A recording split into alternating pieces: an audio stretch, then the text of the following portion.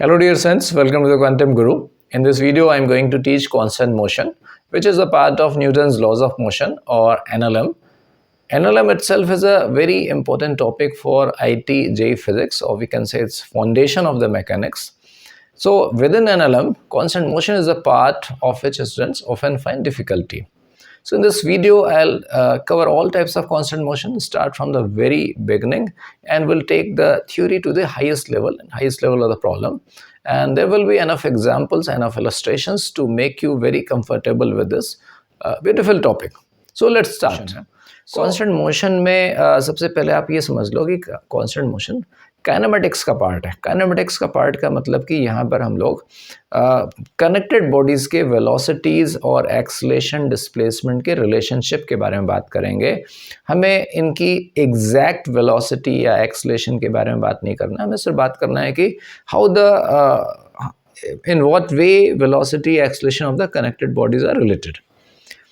तो ये constant motion. तो अब कांस्टेंट मोशन के प्रकार क्या होते हैं? कांस्टेंट मोशन मोटे मोटे तौर पे हमें दो तरह का कांस्टेंट मोशन पढ़ना है। तो सबसे पहला कांस्टेंट मोशन है स्ट्रिंग कांस्टेंट मोशन। और स्ट्रिंग कांस्टेंट मोशन में क्या होगा कि ऑब्वियसली नाम है, जैसे रस्सी से बहुत सारे ब्लॉक्स कनेक्टेड होंगे, उनके बीच में कुछ पुलीज़ भी आ सकती हैं। तो इस स्ट्रिंग कांस्टेंट मोशन में हमें कनेक्टेड बॉडीज़ के वेलोसिटी एक्सेलेरेशन के बीच में रिलेशनशिप के बारे में बात करनी है। और दूसरा एक कांस्टेंट मोशन के बारे में बात कर लिया मैंने। और दूसरे नंबर पे आ गया वेज कांस्टेंट। वेज कांस्टेंट में क्या करना है? वेज कांस्टेंट में कुछ बॉडीज़ हैं, they are in contact with each other. तो कनेक्टेड बॉडीज़ के वेलोसिटी एक्सेलेरेशन के बारे में बात करेंगे हम वेज कांस्टेंट में। तो हम लोग पहले शुरुआत करेंगे स्ट्रिंग कांस्टेंट से। तो स्ट्रिंग कांस्टेंट में शुरुआत करने के पहले कुछ स्ट्रिंग कैसी होनी चाहिए उसके बारे में जानते हैं। तो हमारी स्ट्रिंग होनी चाहिए कि एक सिंपल है कि स्ट्रिंग इनएक्सटेंसिबल होनी चाहिए, यानी कि स्ट्रिंग की लेंथ ना चेंज हो, और दूसरा है कि स्ट्रिंग हमेशा टाइट रहे। और ये कंडीशन रॉड में भी होती है, क्योंकि रॉड तो टाइट रहती है और रॉड की लेंथ चेंज नहीं होती है। तो बहुत सारे बुक्स में आपको रॉड कांस्टेंट के बारे में बात किया जाता है, बट रॉड कांस्टेंट कुछ नहीं है, अगर स्ट्रिंग कांस्टेंट के ही रिजल्ट रॉड कांस्टेंट में भी लगाया जा सकता है। तो स्ट्रिंग कांस्टेंट को भी हम दो पार्ट में बांट देते हैं। पहला स्ट्रिंग कांस्टेंट का वो केस लेंगे जिसमें जो पुली इन्वॉल्व है, स्ट्रिंग और पुली, और मतलब मासेस हैं, स्ट्रिंग है, पुली है, और उनमें कनेक्टेड बॉडीज़ के बीच में थ्रू स्ट्रिंग कुछ पुली है। तो वो जो पुली है वो फिक्स्ड है, तो ये फिक्स पुली का केस हो गया। और दूसरे केस में मूवेबल पुली से। मूवेबल पुली का मतलब ये नहीं कि सारी पुली मूव कर रही हो, कोई भी एक मूव कर रहा होगा तो हम मूवेबल पुली वाला केस लेंगे और उसके कुछ अलग रिजल्ट्स बनेंगे। तो स्टार्ट करेंगे सबसे पहले फिक्स पुली के केस से। स्ट्रिंग कांस्टेंट फिक्स पुली केस। तो इसका जो रिजल्ट है उसको समझने के लिए एक सिचुएशन आपको दिखाता हूँ। तो ये सिचुएशन आप देख पा रहे हो सिचुएशन को। तो इसमें आप देखो कि ये एक फिक्स सपोर्ट है, ये एक फिक्स सपोर्ट है, ये फिक्स पुली है, ये फिक्स पुली है, और ये एक फिक्स सपोर्ट है, और ये दो ब्लॉक हैं स्ट्रिंग से कनेक्टेड, और इनको छोड़ दिया गया। अब इनका मोशन कैसा होता है? तो इनके स्ट्रिंग के इन पॉइंट्स के नाम रख दिए A, B, C and D। और इस सिचुएशन में जैसा कि दिख रहा है इस समय, ये जो टिल्टेड स्ट्रिंग है उसका हॉरिजॉन्टल से जो एंगल है वो थीटा है। अब इसको छोड़ दिया गया in a very infinitesimally small interval. Blocks move कर जाएंगे, तो मूव कर जाने से एक नई स्थिति में देखें, ये नई स्थिति आ गई। ये जो स्ट्रिंग थी वो यहाँ पर आ गई, ये इधर हो गई, और ये मास यहाँ पर आ गया। यानी कि पॉइंट A डैश पे पहुँच गया, पॉइंट B डैश पे पहुँच गया, पॉइंट C डैश पे पहुँच गया, और पॉइंट D डैश पे पहुँच गया। ये बहुत ही छोटा सा इंटरवल के बाद का डिस्प्लेसमेंट है। फिगर की क्लैरिटी के लिए मैंने अच्छा गैप करके दिखाया। तो मान लेते हैं कि चलो A का डिस्प्लेसमेंट कुछ dy है और D का डिस्प्लेसमेंट dx है। ऑब्वियसली जो ब्लॉक D है वो इस सरफेस के अलॉन्ग चलेगा, और उसी के साथ रस्सी का जो अटैच पॉइंट है D चला गया। तो अगर A डैश पे आ गया और ये हॉरिजॉन्टल है, तो ये तो क्लियर ऑब्जर्वेशन है कि बी वाले पॉइंट का भी डिस्प्लेसमेंट डी वाई ही होना चाहिए और सी पॉइंट का डिस्प्लेसमेंट भी डी वाई होना चाहिए अगर रस्सी इनएक्सटेंसिबल है। रस्सी की लेंथ नहीं बदल रही है तो ऐसा तो होना ही पड़ेगा, यानी कि बी पॉइंट यहाँ पर आ गया, सी पॉइंट यहाँ पर आ गया। अब पहला काम मैं ये करना चाहता हूँ कि डी एक्स और डी वाई के बीच में एक रिलेशन निकालना चाहता हूँ। तो इस पॉइंट का नाम ओ रख देते हैं। ओ डी डैश रेडियस का एक आर्क बनाते हैं, कुछ ऐसे जाता है। सपोज ये ओ डी लाइन को पॉइंट एन पर कट करता है। चूंकि ये एक आर्क है, इसका मतलब कि O D dash should be equal to O N.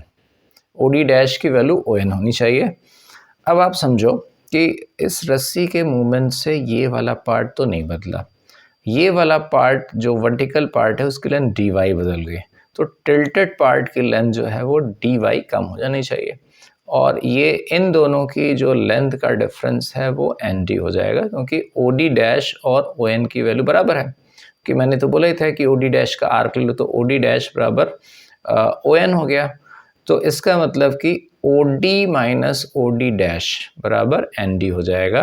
तो जितना इधर की लेंथ बढ़ी उतनी इधर की लेंथ कम हो गई। इसका मतलब हम बोल सकते हैं कि ये जो हमारा एन डी लेंथ है that should be D Y. अच्छा, अगला काम अब ये करें कि चूंकि ये बहुत ही छोटा सा डिस्प्लेसमेंट है तो इस डिस्प्लेसमेंट में आर्क लेंथ और कॉर्ड लेंथ लगभग बराबर होगी। तो अगर मैं यहाँ से इस पर परपेंडिकुलर ड्रॉप कर दूं तो that perpendicular will be approximately equal to will fall approximately here.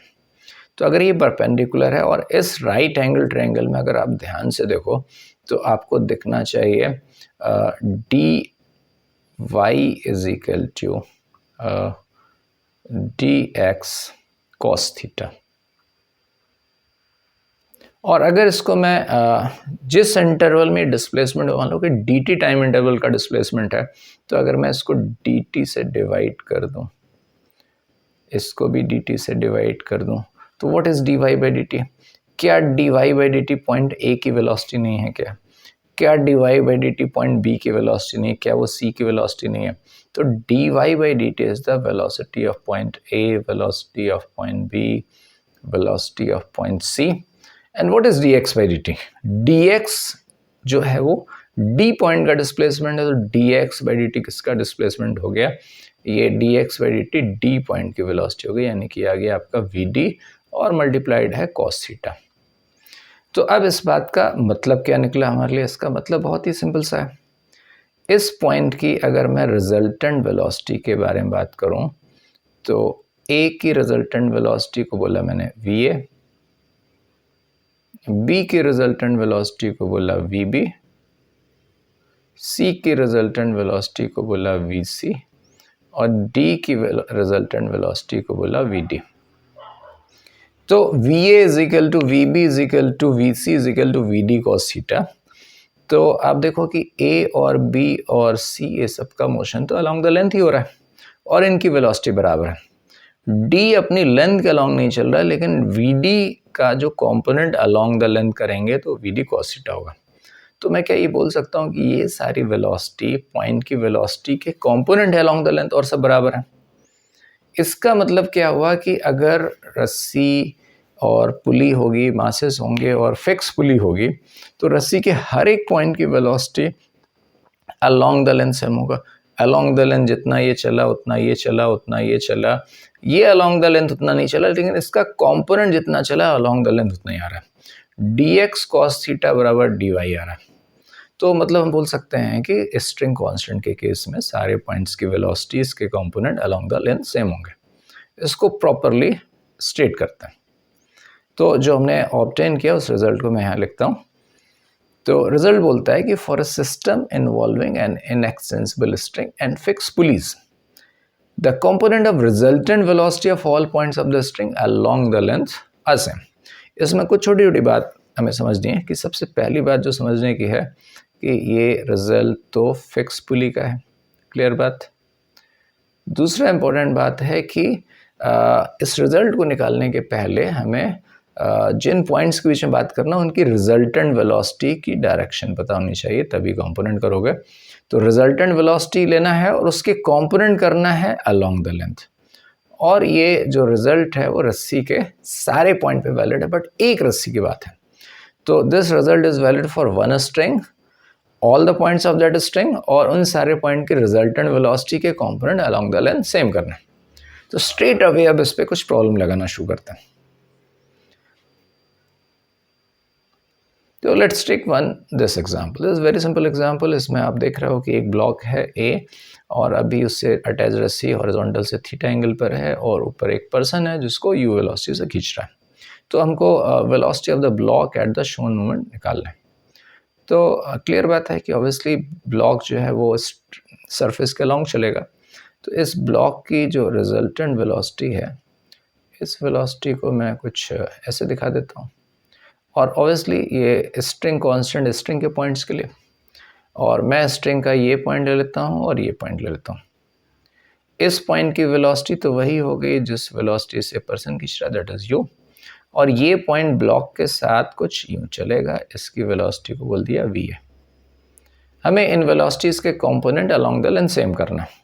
तो इस वेलोसिटी का कंपोनेंट अलोंग द लेंथ तो यू ही है, और इसका कंपोनेंट जब मैं अलोंग द लेंथ करूँगा तो लेंथ के अलोंग इसका कंपोनेंट मिलेगा मुझको वी ए कॉस थीटा, और ये दोनों कंपोनेंट्स को बराबर होना है, यानी कि V A cos theta is equal to U, यानी कि V A is equal to U by cos theta, और ये इस ब्लॉक ए की वेलोसिटी। नेक्स्ट क्वेश्चन पे चलते हैं। नेक्स्ट क्वेश्चन भी वैसे ही सिमिलर क्वेश्चन है। इस क्वेश्चन में आप देखो तो एक ये फिक्स वायर है, हॉरिजॉन्टल वायर है, उसमें एक रिंग लगी है, एक फिक्स पुली है और एक ब्लॉक है। ये ब्लॉक नीचे आ रहा है, तो इस समय रिंग की वेलोसिटी क्या होगी। तो इस रिजल्ट को यहाँ पर लगाया जा सकता है कि जो रस्सी इन्वॉल्व है उसके बीच में जो पुली है वो फिक्स्ड है। तो अगर मैं इस रिंग की वेलोसिटी के बारे में देखूं तो ring is constant to move along this wire, तो वेलोसिटी ऑफ रिंग किसी भी गिवन मोमेंट पे अलोंग द लेंथ होगी, तो इसकी वेलोसिटी ऐसे वी आर है। और दूसरा ये पॉइंट है ए जो है ना, और ए चल रहा है यू वेलोसिटी से, तो इसकी velocity along the length you है, वही होगी जो ब्लॉक ए की है। तो अब इस वी आर का कंपोनेंट अगर मैं लेंथ के अलोंग कर दूंगा तो ये कंपोनेंट हमको क्या मिलने वाला है, ये कंपोनेंट मिलने वाला है वी आर कॉस थीटा, यानी कि वी आर कॉस थीटा की वैल्यू आ गई यू। तो वी आर की वैल्यू हो जाएगी यू बाई कॉस थीटा। दो बहुत ही आसान क्वेश्चन के एक और आसान क्वेश्चन देखते हैं।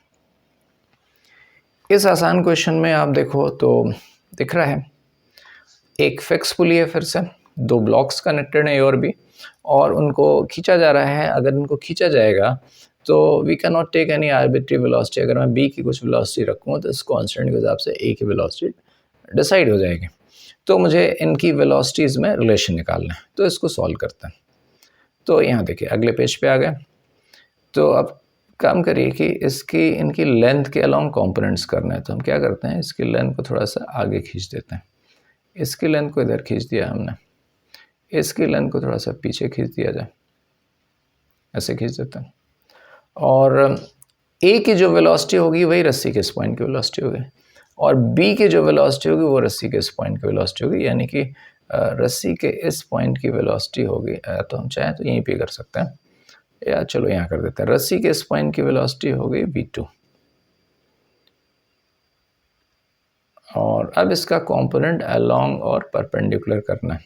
तो अगर ये θ2 हो गया तो ये θ2 हो जाएगा, और ये जो कंपोनेंट हमको मिलने वाला है ये कंपोनेंट हो जाएगा v2 cos θ2। इसी तरह से अच्छा, मैंने इस कंपोनेंट को करने की जरूरत नहीं समझा क्योंकि हमको अलोंग द लेंथ वाले कंपोनेंट्स को बराबर करना। सेम वे में रस्सी के इस पॉइंट की वेलोसिटी वही होगी जो ब्लॉक ए की है, यानी कि ये वेलोसिटी हो गई क्या v1, और इसका कंपोनेंट हमें करना है कुछ रस्सी के लेंथ के अलोंग और एक परपेंडिकुलर बना लिया, यानी कि इस रस्सी की लेंथ के अलोंग का कंपोनेंट कितना हो गया va cos θ1। तो अब अगर रस्सी का ये वाला पार्ट कुछ ऐसे जा रहा है तो ये वाला part along the length velocity उसी वेलोसिटी से जाना चाहिए। Along the length her point की वेलोसिटी के कंपोनेंट सेम करना है, तो इसको सेम किया तो हमको मिल गया va cos θ1 is equal to v, actually it's v1। तो इसको जैसा मैंने क्वेश्चन में दिया था उसके हिसाब से लिख दिया जाए, v1 cos theta 1 is equal to v2 cos theta 2। और ये रिलेशन, हम इस रिलेशन को ऐसे भी लिख के छोड़ सकते हैं। एग्जैक्टली अगर v1 निकालना है तो v2 cos theta 2 by cos theta 1 लिख देना। एक और क्वेश्चन देखते हैं। अब इस क्वेश्चन में देखो वही क्वेश्चन है, पिछली बार क्या था कि वो जो पुली थी वो फिक्स थी, अब की बार ये पुली चल रही है और अब हमें इनमें रिलेशन निकालना v1, v2 और vp में। तो आप बोलोगे कि ये आप तो केस फिक्स पुली के बारे में बात कर रहे थे, ये तो पुली चल रही है, इसमें कैसे काम करेंगे? हाँ, आप कर सकते हो, इसमें काम कर सकते। अगर क्वेश्चन में सिर्फ एक पुली है और वो चल भी रही है तो भी हम फिक्स पुली वाला केस कर सकते हैं रिलेटिव मोशन से। उस पुली पर आप बैठ जाओ, अपने आप रुक जाएगी, वो पुली अपनी वेलोसिटी पलट के दे देगी। बट अगर एक से ज़्यादा पुली चल रही है, उनकी डिफरेंट वेलोसिटी है, तो आप एक पे बैठोगे तो दूसरी चलती हुई दिखेगी, दूसरी बैठोगे तो है ना पहली चलती दिखेगी। तो अनटिल अनलेस दोनों पुली की वेलोसिटी सेम ना हो, आप फिक्स पुली वाला केस नहीं ले सकते।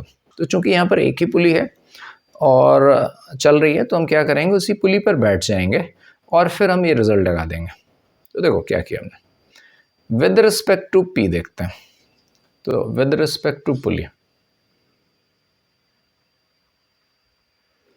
तो सबसे पहला क्या करेगा, पुली अपनी वेलोसिटी जो है वो दोनों को पलट के देगी। इसने अपनी वेलोसिटी वीपी इधर दे दिया, इसको भी वीपी दे दिया। इनकी खुद की वेलोसिटीज थी, बी की वेलोसिटी v2 थी और ए की वेलोसिटी v1 थी, और इनकी खुद की वेलोसिटी लिख दिया जाए। इसकी वेलोसिटी थी v2 और इसकी वेलोसिटी है v1। तो ये जो वेलोसिटीज मैंने बनाया, इन वेलोसिटी का वेक्टर सम हो जाएगा velocity of these blocks with respect to pulley. अब ये पुली रुक गई, तो यानी कि अब आप फ्री हो उस रिजल्ट को लगाने के लिए। तो इसको लगाने के लिए पहला काम, जैसे पहले बोल रहे थे, इस रस्सी को थोड़ा सा खींच देते हैं ताकि कंपोनेंट्स बनाने में कोई दिक्कत ना जाए। तो मैंने क्या किया, इस रस्सी को यूं इधर खींच दिया और इस स्ट्रिंग को भी ऐसे इधर खींच देते हैं। अब ये रस्सी खिंच गई, तो अच्छा एक काम और कर लिया जाए, स्ट्रिंग की लेंथ के परपेंडिकुलर भी एक डायरेक्शन बना लेते हैं। कंपोनेंट करेंगे तो दो बनेंगे, लेकिन हमें लेना है अलोंग द लेंथ वाले। तो मैंने क्या किया, ये रस्सी की लेंथ के परपेंडिकुलर बना दिया। अब जरा एंगल्स देख लो,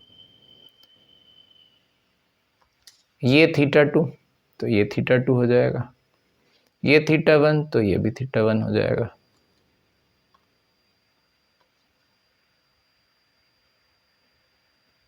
अब v1 के कंपोनेंट्स किए जाए। v1 का कंपोनेंट अलोंग द लेंथ आने वाला है कितना, v1 cos θ1। एक परपेंडिकुलर टू आएगा, उसको बस ड्रॉ करके छोड़ें, मैग्नीट्यूड नहीं लिख रहा हूँ। इसी तरह से vp का एक कंपोनेंट परपेंडिकुलर टू लेंथ आएगा, उसको नहीं लिख रहा हूँ, और एक अलोंग द लेंथ आएगा। तो जो अलोंग द लेंथ आएगा वो कंपोनेंट हो जाएगा vp sin θ1। सेम काम इसके लिए कर दिया जाए। अच्छा ये θ2 है, अच्छा यहाँ एंगल को थोड़ा और दिखा दिया, ये θ2 है तो ये भी θ2 हो जाएगा, दिस विल बी θ2। तो vp का कंपोनेंट एक लेंथ के परपेंडिकुलर और लेंथ के अलोंग। तो लेंथ के अलोंग वाला जो कंपोनेंट है, अगर गौर से देखो तो आपको दिखेगा vp sin θ2। इसी तरह से v2 का लेंथ के अलोंग का कंपोनेंट जो होने वाला है, ये हो जाएगा क्या, v2 sin, sorry not sine, v2 cos, v2 cos θ2, और एक कंपोनेंट लेंथ के परपेंडिकुलर जिसको मैं नहीं दिखा। अब इन दोनों पॉइंट्स की वेलोसिटी के components along the length same करना है। तो अगर मैं अलोंग द लेंथ वेलोसिटी ऐसे लिख दूं, ये जो net velocity along the length, क्या ये net velocity along the length v1 cos θ1 minus vp sin θ1 नहीं है क्या? वैसे क्या ये net velocity along the length v2 cos θ2 plus vp sine theta 2 नहीं है क्या, और ये दोनों को बराबर करना है। तो अब अगर इन दोनों को बराबर कर दूं तो हो जाएगा वीपी साइन थीटा 2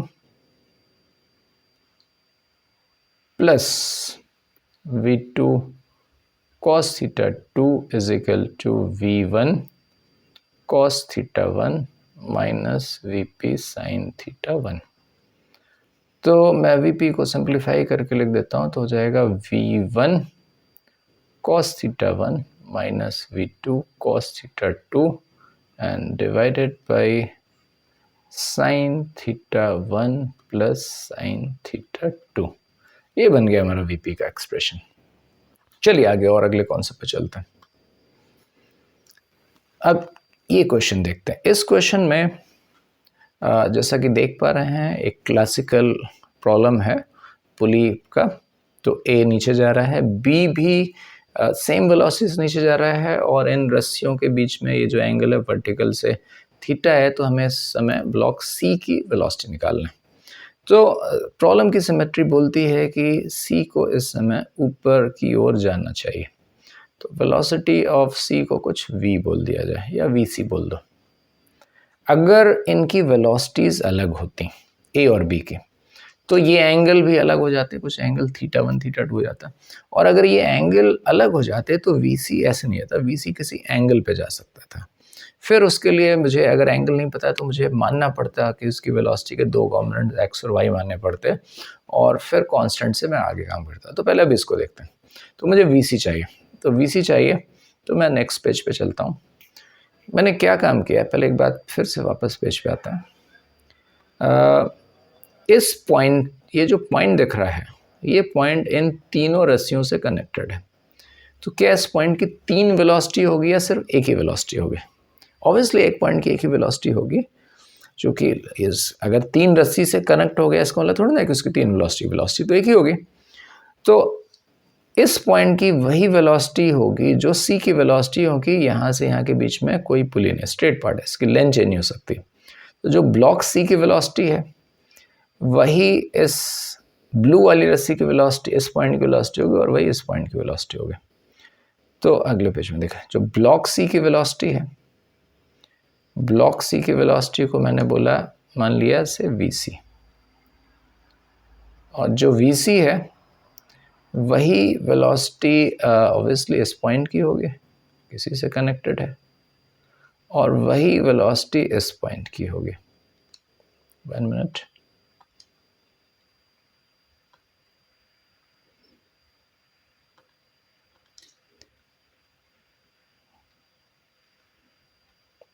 चूंकि ये पॉइंट इन दोनों रस्सियों से कनेक्टेड है, तो इन दोनों रस्सियों के इन पॉइंट की भी वेलोसिटी vc होगी, इसकी वेलोसिटी vc होगी, ये है तो पॉइंट एक ही, और इसकी भी वेलोसिटी vc होगी।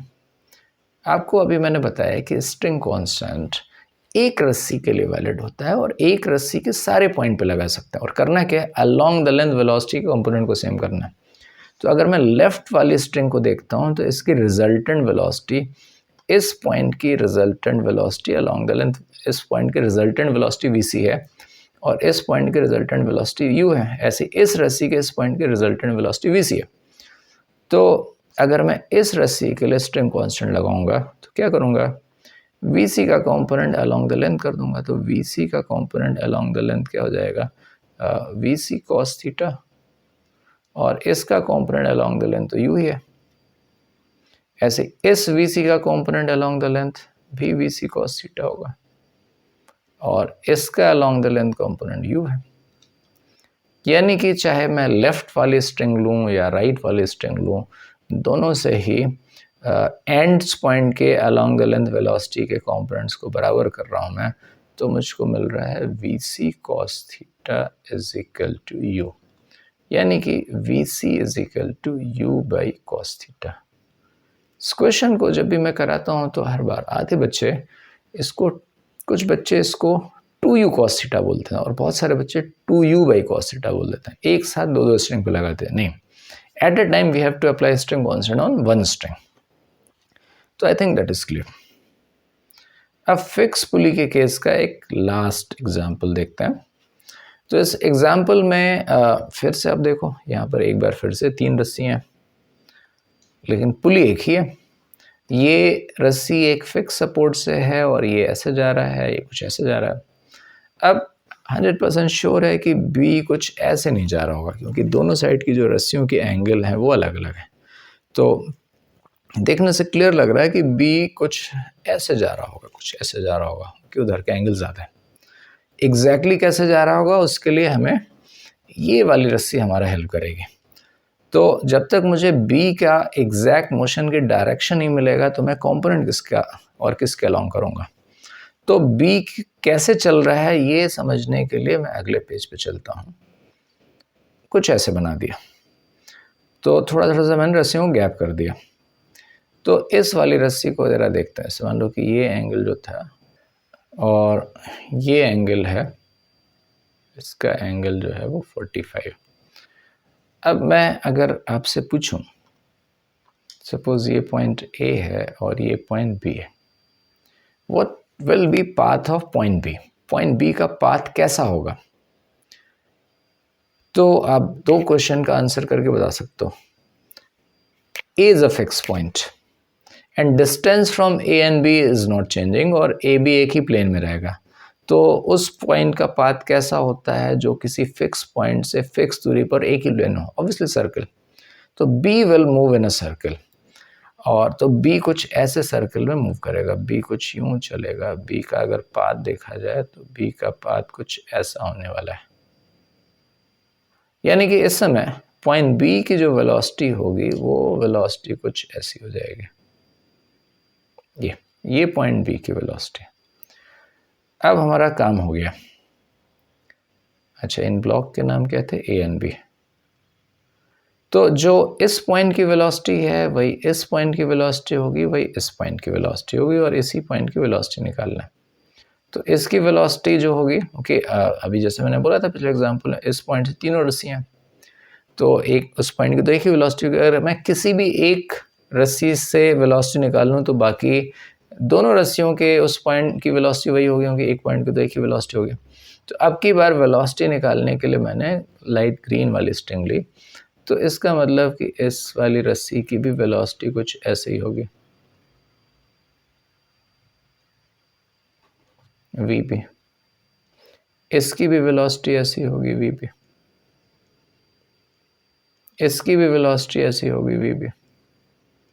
और जो इसकी वेलोसिटी है वही इस ब्लॉक की वेलोसिटी, यानी कि ब्लॉक की वेलोसिटी की डायरेक्शन हमें पता चल चुकी है, ये वीबी। और इसकी वेलोसिटी तो नीचे की ओर थी, यू, ए की। हाँ, अब एंगल के बारे में देख लो। ये अगर मैं यहाँ पर हल्का सा इस लाइट ग्रीन लाइन के पैरेलल एक लाइन बना दूँ, ये एंगल 15 था, ये एंगल 45 था, यानी कि ये एंगल जो हो गया, this angle is how much, this angle आप समझ लो, ये एंगल 60 डिग्री हो गया। और ग्रीन वाली लाइन से रेड वाला वेक्टर वीबी वेक्टर के बीच का angle 9, this angle is 90 degree. और अभी मैंने बोला, एक बार फिर से बोल रहा हूँ, ये 15, ये 45, यानी कि ये 60 डिग्री हो गया। इसका मतलब ये हुआ, ये जो एंगल है वो कितना हो जाएगा? ये एंगल 30 डिग्री हो जाएगा। तो क्या VB का component along this string is VB cos 30? अब let me write it 30 degree.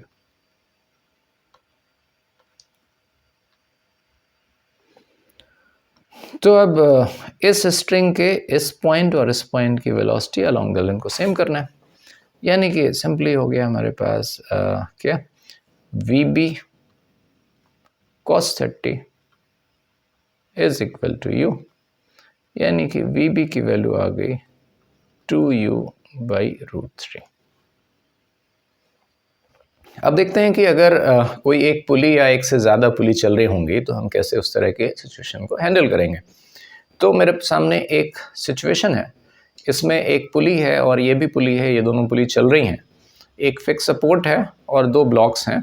तो इस तरह के सिचुएशन में हमें इनकी वेलोसिटीज़ में रिलेशन निकालने के लिए हमें करना ये होगा कि सबसे पहले एक सबसे बड़ी स्ट्रिंग को आइडेंटिफाई कर लें। सो आई आइडेंटिफाइड दिस स्ट्रिंग, ये एक स्ट्रिंग है और इस स्ट्रिंग को स्ट्रेट सेगमेंट्स में डिवाइड कर दो आप।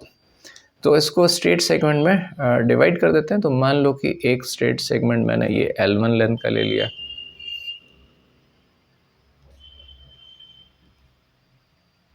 ये L2 लेंथ का ले लिया और ये L3 लेंथ का ले लिया।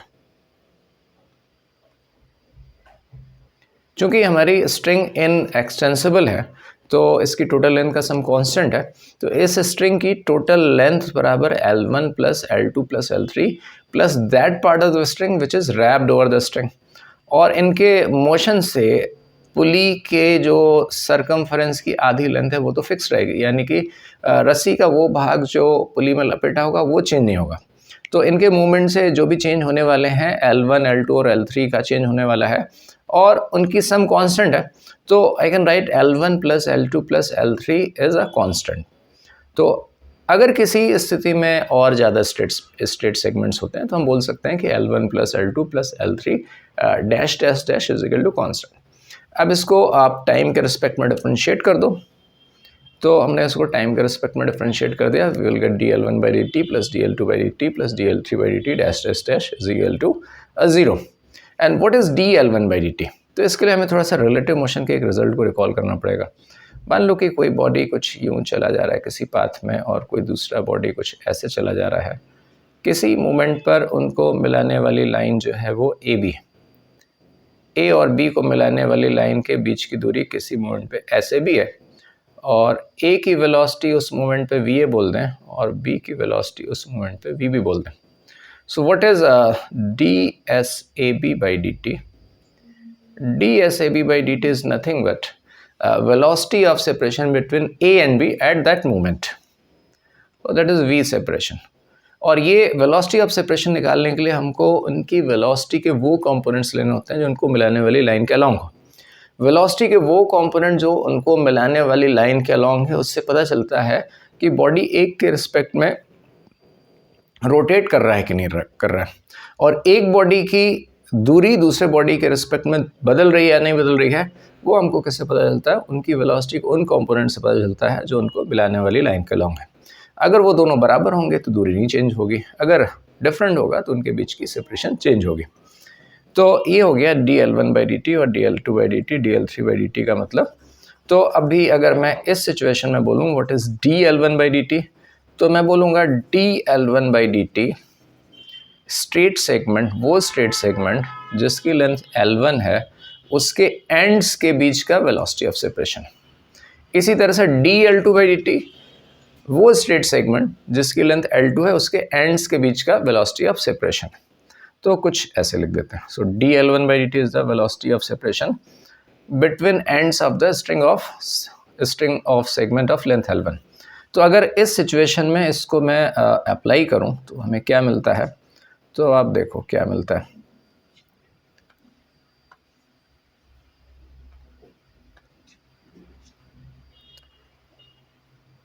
सेगमेंट L1 देखते हैं। सेगमेंट L1 के दो एंड्स हैं, ये दोनों एंड्स हैं। ये एंड A से अटैच है और A की वेलोसिटी VA, और ये एंड इस पुली के सामने है और पुली चल रही है VP वेलोसिटी से। तो इन दोनों एंड्स के बीच का वेलोसिटी ऑफ सेपरेशन यानी कि dl1 by dt क्या हो जाएगा? VP plus VA। So that we will get VP plus VA।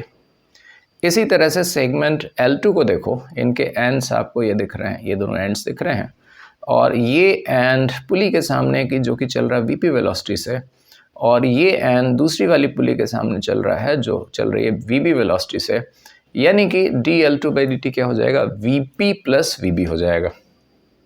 So that will B VP plus VB। इसी तरह से तीसरा सेगमेंट जिसकी लेंथ है L3, इसका एक एंड एक फिक्स सपोर्ट से अटैच है यानी कि इसकी वेलोसिटी है 0, और ये एंड जो है, ये वाला एंड जो है, ये पुली B के साथ अटैच्ड है और पुली B चल रही है VB वेलोसिटी से, यानी कि इसका वेलोसिटी ऑफ सेपरेशन हो जाएगा VB माइनस 0। तो इसको अगर मैं अरेंज कर दूंगा तो मुझे मिलेगा twice VP plus VA plus twice V B is equal to 0। ये रिलेशन आ गया इनकी जो कनेक्टेड बॉडीज़ की वेलोसिटीज़ में, और ये रिलेशन इस बात को मान करके आया है जो डायरेक्शन वेलोसिटी की क्वेश्चन में दे रखी हुई है। तो this is way we will proceed with dealing with the movable pulley, और इसको अच्छे से समझने के लिए हम कुछ एग्जाम्पल्स लेते हैं। तो ये एक बड़ा क्लासिकल एग्जाम्पल है जो बहुत सारे क्वेश्चन में यूज़ होगा, और इसका रिजल्ट हम डायरेक्टली यूज़ करेंगे, और इसको हम दो तरह से करेंगे। एक तो अभी जो आपको L1 L2 वाला मेथड बताया, और दूसरा मेथड प्योरली रिलेटिव मोशन से भी कर सकते हैं। तो इसमें देखो, आपको दिख रहा है कि एक पुली है, और इस पुली में जो स्ट्रिंग है वो 180 डिग्री रैप्ड ओवर है। रस्सी जो लपेटी हुई है वो इतनी रस्सी लपेट दी गई, हमने ये रस्सी लपेट दी गई है, और ये आधे सरकमफ्रेंस पे लपेट हुआ है, यानी कि string is wrapped over pulley by 180 degree. तो मुझे पुली की वेलोसिटी और दोनों ब्लॉक्स जो इससे अटैच्ड हैं उनकी वेलोसिटीज़ में रिलेशन निकालना है। बहुत ही आसानी से काम होगा, जैसा कि पहले हमने बात किया था। इसको स्ट्रेट सेगमेंट में बांट दो, तो एक स्ट्रेट सेगमेंट ये हमारा L1 हो गया, और इधर एक स्ट्रेट सेगमेंट L2 हो गया यूँ। तो L1 plus L2 is a constant, and इनके derivative dL1 by dt plus dL2 by dt is 0। Constant का डेरिवेटिव 0, जैसा अभी बात किया था। एक बार फिर से ये स्ट्रिंग है, स्ट्रिंग का ये एंड, इसके दो एंड्स हैं, एक एंड ये है और एक एंड ये एंड अटैच्ड है पुली के साथ, और पुली की वेलोसिटी वीपी, इस एंड की वेलोसिटी वीए। तो dL1 बाई dt हो जाएगा हमारे पास कितना, velocity of separation between these two ends, that will B VP minus वीए। इसी तरह से सेकेंड स्ट्रिंग देखें, इसका ये एंड इस पुली के सामने है और ये एंड इस ब्लॉक के सामने है। ये पुली चल रही है वेलोसिटी वीपी से, तो इन दोनों एंड्स के बीच का velocity of separation VP minus VB हो जाएगा। तो ये मिला हमको प्लस वीपी माइनस वीबी। तो इसको सिंपल किया जाए तो आपको मिल जाएगा twice VP is equal to VA plus VB, और वीपी इज इक्वल टू हो गया, यानी कि I can write VA plus VB by 2। ये रिलेशन आ गया। अगर स्ट्रिंग एक पुली में लपेटी हुई है और 180 डिग्री लपेटी हुई, तो पुली की वेलोसिटी और दोनों एंड के जो ब्लॉक्स हैं उनकी वेलोसिटी में रिलेशन। तो अभी इसी रिजल्ट को we can generalize for the displacement and acceleration. तो अब अगर आप मान लो कि ऐसी पुली चल रही है, और पुली के चलने से डिस्प्लेसमेंट के बारे में बात करें, इस पुली का डिस्प्लेसमेंट किसी इंटरवल में वीपी एसपी है, इस ब्लॉक का एसए है, इसका एसबी है। ऐसी वेलोसिटी के बारे में तो बात किया ही था हमने, और एक्सलेशंस के बारे में बात कर सकते हैं। इनके acceleration A P A, and that should B actually A P, this is A P A and A P. तो इनमें रिलेशन हो जाएगा, हमने वीपी का रिलेशन लिखा था। Similar relation will be for the displacement and acceleration.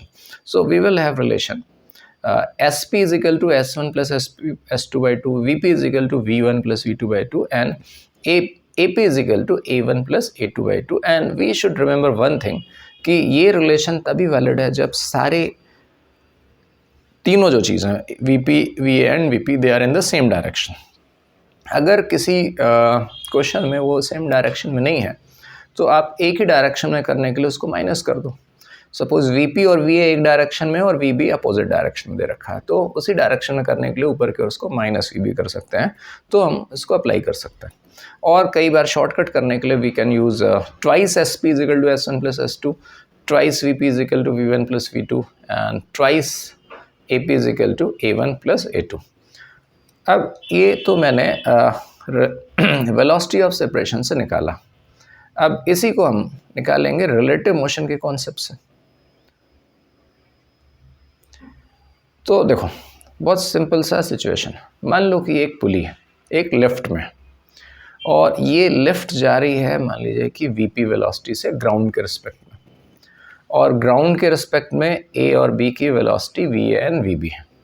तो अगर लिफ्ट वीपी से जा रही है और लिफ्ट में पुली लटकी, तो ऑब्वियसली उस पुली की वेलोसिटी भी ग्राउंड के रिस्पेक्ट में वीपी हो जाएगी। अब अगर इसी पुली को हम लिफ्ट के अंदर देखते हैं, तो लेफ़्ट के अंदर देखेंगे तो क्या होगा, अब लेफ़्ट के फ्रेम में तो पुली स्टेशनरी हो गई, तो लेफ़्ट के रिस्पेक्ट में अब जो रस्सी है वो पुली में यूँ सरकेगी, और अब अगर रस्सी इनएक्सटेंसिबल है तो जितना डिस्प्लेसमेंट ए अगर ऊपर करता है उसी टाइम में बी को उतना ही डिस्प्लेसमेंट नीचे करना पड़ेगा। यानी कि विद रिस्पेक्ट टू पुली, एक तरह से ये तो फिक्स पुली का ही केस हो गया ना। तो फिक्स पुली में अलोंग द लेंथ वेलोसिटी के कंपोनेंट सेम होते हैं, तो अगर वेलोसिटी का कंपोनेंट अलोंग द लेंथ इसका v नॉट है तो इसका भी v नॉट होगा, बस ये है कि उनकी वेलोसिटी की डायरेक्शन अपोजिट हो जाएंगे। अब ग्राउंड के फ्रेम में अगर मुझे वापस इनकी वेलोसिटी निकालना है तो मैं क्या करूँगा, अगर सपोज मुझे ए की वेलोसिटी ग्राउंड के फ्रेम में लिखना है तो मैं यही तो लिखता हूँ ना, V A is equal to V A left plus V left, यानी कि लेफ्ट के रिस्पेक्ट में जो वेलोसिटी आई है उसमें लेफ्ट की वेलोसिटी जोड़ दिया जाए तो हमको ग्राउंड के रिस्पेक्ट की वेलोसिटी आ जाएगी। तो अब वापस अगर मुझे ग्राउंड के रिस्पेक्ट में निकालना है तो मैं क्या करूं, इन दोनों की वेलोसिटी में सबकी वेलोसिटी में लेफ़्ट की वेलोसिटी ऐड कर दूं तो मुझे वेलोसिटीज़ ग्राउंड के रिस्पेक्ट में मिल जाएंगी। यानी कि हमारी स्थिति कुछ ऐसी हो जाएगी। अब ग्राउंड के रिस्पेक्ट में करेंगे तो ये तो लेफ़्ट के रिस्पेक्ट में था, अब इसमें हमने क्या किया, इवन पी में, ए में, बी में, सब में वी पी ऐड कर दिया। तो अगर मैं वी पी ऐड करूँगा तो कुछ ऐसा हो जाएगा। अब आप ध्यान से देखो, ये सब ग्राउंड के रिस्पेक्ट की वेलोसिटी आ गई, this is all velocities are with respect to ground. तो अब आप देखो ए की जो रिजल्टेंट वेलोसिटी है ग्राउंड के रिस्पेक्ट में वी ए, क्या वो वेलोसिटी हमको V A plus V P नहीं दिख रही है जो ग्राउंड के रिस्पेक्ट में था? तो V P is equal to V A is equal to V P plus V naught, कुछ ऐसा हो जाएगा।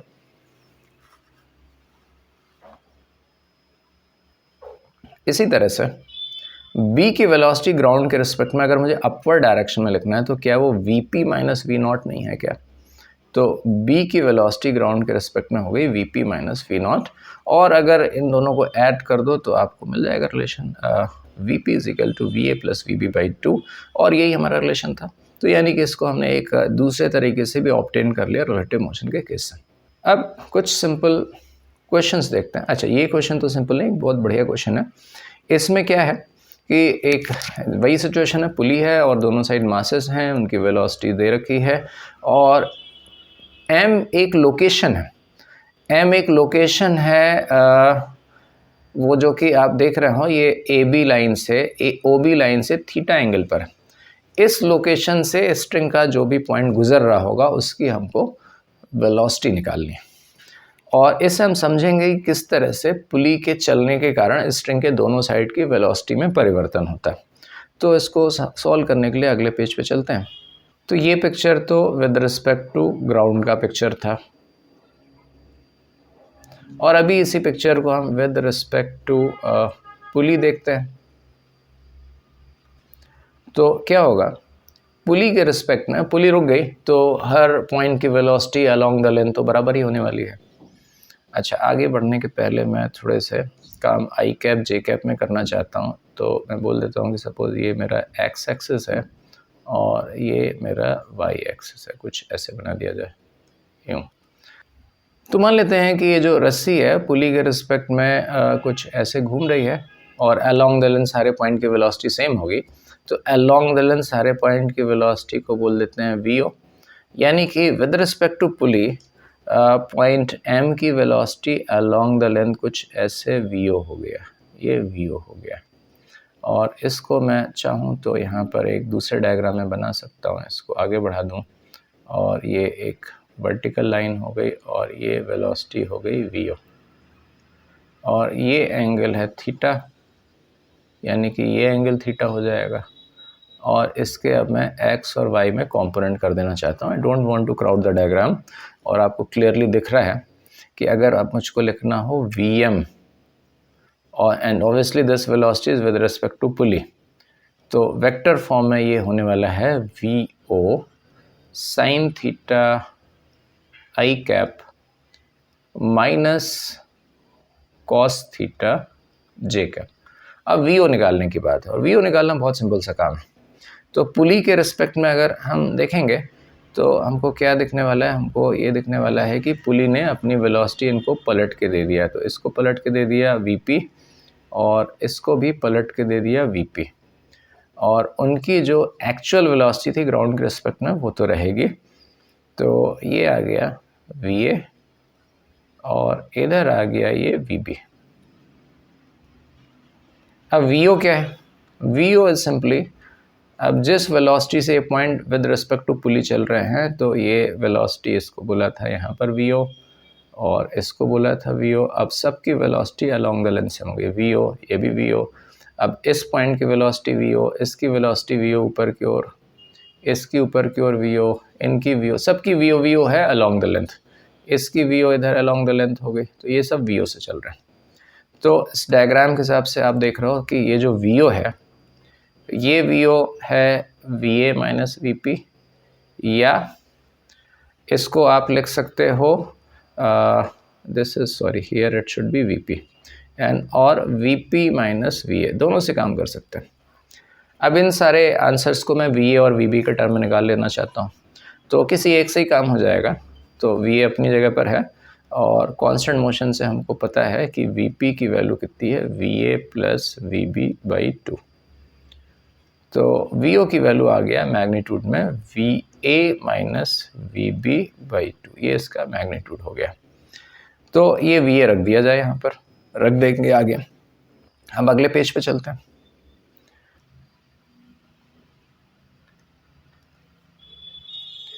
तो अभी मैंने लिखा था वी एम पी।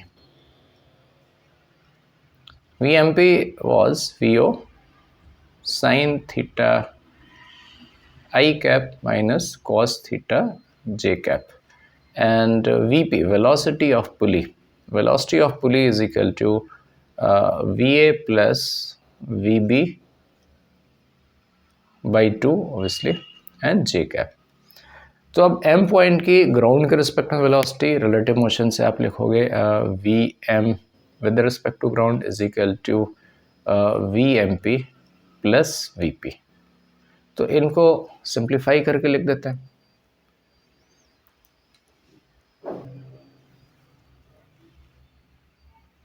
तो इनको सिंप्लीफाई करेंगे तो हमको ये मिलने वाला, और इसमें मैंने वीओ की वैल्यू डायरेक्टली रख दी। अब जरा आप दो इम्पोर्टेंट चीज़ें देखें, पोजीशन देखें। अगर थीटा बराबर 0 डिग्री हो जाए तो वीएम की वैल्यू क्या?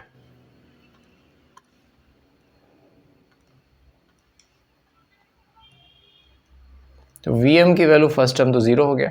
सेकेंड टर्म आप देखो, थीटा को मैंने 0 रख दिया, तो यहाँ से ये भी 0 होने वाला है, और ये आने वाला है आपका Vb j कैप, ये 0 हो गया 2, यस। इसी तरह से थीटा की वैल्यू 180 डिग्री रख दो, तो क्या मिलने वाला है हमको? Vm की वैल्यू मिलने वाला है, ये तो 0 हो गया, cos 180 रखेंगे तो Vm की वैल्यू आपको मिलने वाला है Va j कैप। अब ज़रा इसका मतलब क्या है, मायने क्या है, देखो। तो वापस आ जाओ इस डायग्राम में। इसमें अगर आप थीटा को 0 रख रहे थे, यानी कि आप B पर आ गए, तो हमने इस पॉइंट की रिजल्टेंट वेलोसिटी निकाली थी Vb j कैप, जो कि है, और इनफैक्ट यहाँ से यहाँ तक के सारे पॉइंट की वेलोसिटी Vb j कैप ही है, और वो यहाँ से यहाँ तक है। ऐसे ही आपने थीटा को 180 कर दिया तो आप यहाँ पर आ गए, और इस पॉइंट की वेलोसिटी निकला Va j कैप, और इनफैक्ट यहाँ से यहाँ तक के सारे पॉइंट की वेलोसिटी Va j कैप ही है। तो पुली के मूवमेंट से इन पॉइंट्स की वेलोसिटी ग्राउंड के रिस्पेक्ट में बदल गई।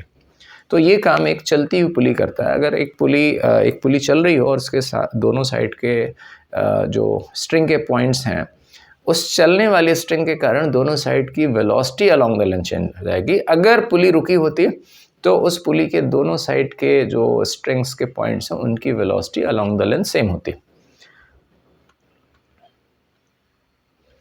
तो हम ऐसा बोल सकते हैं कि all points of a straight segment of a string have same velocity।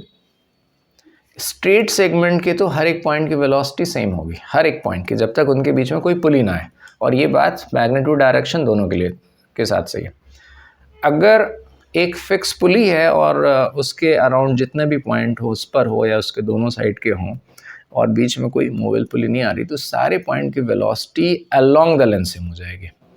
और अब अगर एक मूविंग पुली है और उसमें रस्सी लपेटी हुई है, तो रस्सी के चलने से अभी हमने देखा उसके दोनों साइड जो रस्सी हैं उनके पॉइंट्स की वेलोसिटी बदल जाएगी। Now it's time to take few more examples on this. तो देखो एक ये बढ़िया एग्जांपल है, इसमें आपको एक पुली चल रही हुई, अब की बार इसमें रस्सी 180 डिग्री लपेटी नहीं, इधर कुछ ऐसा θ1 है, इधर θ2 है, θ1 θ2 इज़ नॉट 180। तो हमको क्या करना है, इसमें VA, VB और VP में रिलेशन निकालना है। तो इसको सॉल्व करते हैं, अगले पेज पे चलते हैं। तो जैसा कि हमने बात किया था कि रस्सी को हम स्ट्रेट सेगमेंट में बांट देंगे, तो एक स्ट्रेट सेगमेंट L1 लिया, एक स्ट्रेट सेगमेंट L2 लिया, या मैं ऐसा काम करता हूँ, एक जैसे को एक साथ लिख देता हूँ, एक L1 लिया, एक इसको L2 लिया, इसको L3 लिया और इसको L4 ले दिया। तो हम लिखेंगे L1 plus L2 plus L3 plus L4 is equal to constant, and इनके derivative dL1 by dt plus dL2 by dt plus dL3 by dt plus dL4 by dt, इन सब का सम हो गया 0। तो L1 वाली रस्सी दिख रही है, ये L1 वाली रस्सी है, इसके एंड्स हमको दिख रहे हैं, ये एंड है और एक एंड ये है। ये एंड एक फिक्स पुली के सामने है, इस पॉइंट की वेलोसिटी मतलब यहाँ से जो भी गुजरेगा, मतलब इस जिस लोकेशन पर है वो तो लोकेशन रुका हुआ है, और ये जो है ये A के साथ है तो इसकी वेलोसिटी है VA, और ये रुका हुआ है तो velocity of separation, rate at विच दूरी इस डिस्टेंस इज इंक्रीजिंग। तो एक्चुअली ये तो L1 तो कम हो रहा है, तो इनका जो वेलोसिटी ऑफ सेपरेशन होगा वो जाएगा 0 माइनस VA। और एग्जैक्टली ऐसा ही काम आप इसके लिए कर सकते हो, ये रुका हुआ है फिक्स पुली के सामने और ये वाला एंड जो है VB से चल रहा है और L2 कम हो रहा है, तो वेलोसिटी ऑफ सेपरेशन यहाँ क्या लिखोगे 0 माइनस VB ऐसे लिख देंगे। L3 वाले को थोड़ा सा अलग से देख सकते हैं। L3 वाला जो सेगमेंट है इसको मैं यहाँ पर यूँ ड्रॉ कर देता हूँ, ये L3 का सेगमेंट है। L3 वाला जो सेगमेंट है उसका एक and this is in front of a fix pulley and this and is in front of the moving pulley and that moving pulley is moving with velocity VP ऐसा। और इसको अगर मैं इसकी लाइन को थोड़ा सा नीचे ला दूं तो ये एंगल हमको मिल रहा है θ1। तो मैंने अभी थोड़ी देर पहले बोला था कि वेलोसिटी ऑफ सेपरेशन या अप्रोच में हमको उन कंपोनेंट का काम करना होता है जो रस्सी की लेंथ के अलावा। तो इस VP का कंपोनेंट अलोंग द लेंथ करेंगे तो ये कंपोनेंट हमको एक कंपोनेंट ऐसे बनेगा, एक कंपोनेंट ऐसे बनेगा, तो ये जो कंपोनेंट होगा ये हो जाएगा VP cos θ1 और ये तो फिक्स एंड के सामने है तो इसकी वेलोसिटी होगी 0। तो dL3 बाई dt इन दोनों है ना एंड्स के बीच का velocity of separation which is VP cos θ1, VP cos θ1 minus 0। Exactly ऐसे ही जैसा मैंने L1 का किया था वैसे L2 का था, जैसा L3 का है वैसे L4 का होगा। तो by the same token of logic I can write that dL4 by dt is equal to VP cos θ2 minus 0, और इसको अगर मैं अब सिंप्लीफाई करके अरेंज कर दूं तो मुझको मिल जाएगा VP is equal to VA plus VB divided by cos θ1 plus cos θ2।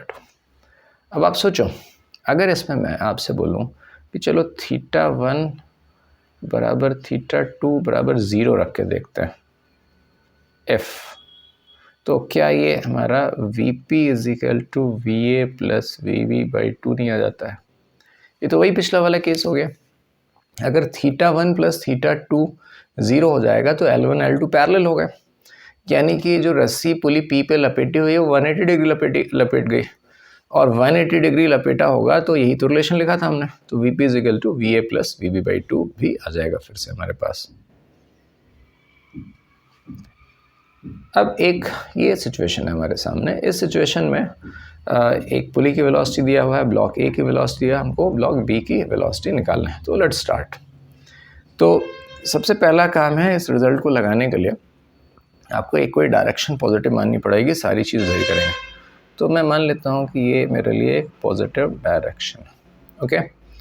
तो अब अकॉर्डिंग टू दिस डायरेक्शन इस रस्सी के इस पॉइंट की वेलोसिटी हो गई ऊपर की ओर, अगर मैं लिखना है ये वेलोसिटी ऊपर की ओर हो जाएगी -3, और ये एक फिक्स पॉइंट है तो इसकी वेलोसिटी ऑब्वियसली ज़ीरो, तो इसकी वेलोसिटी ज़ीरो, तो इसकी वेलोसिटी इन दोनों के एवरेज यानी कि ये वेलोसिटी हो गई -1.5।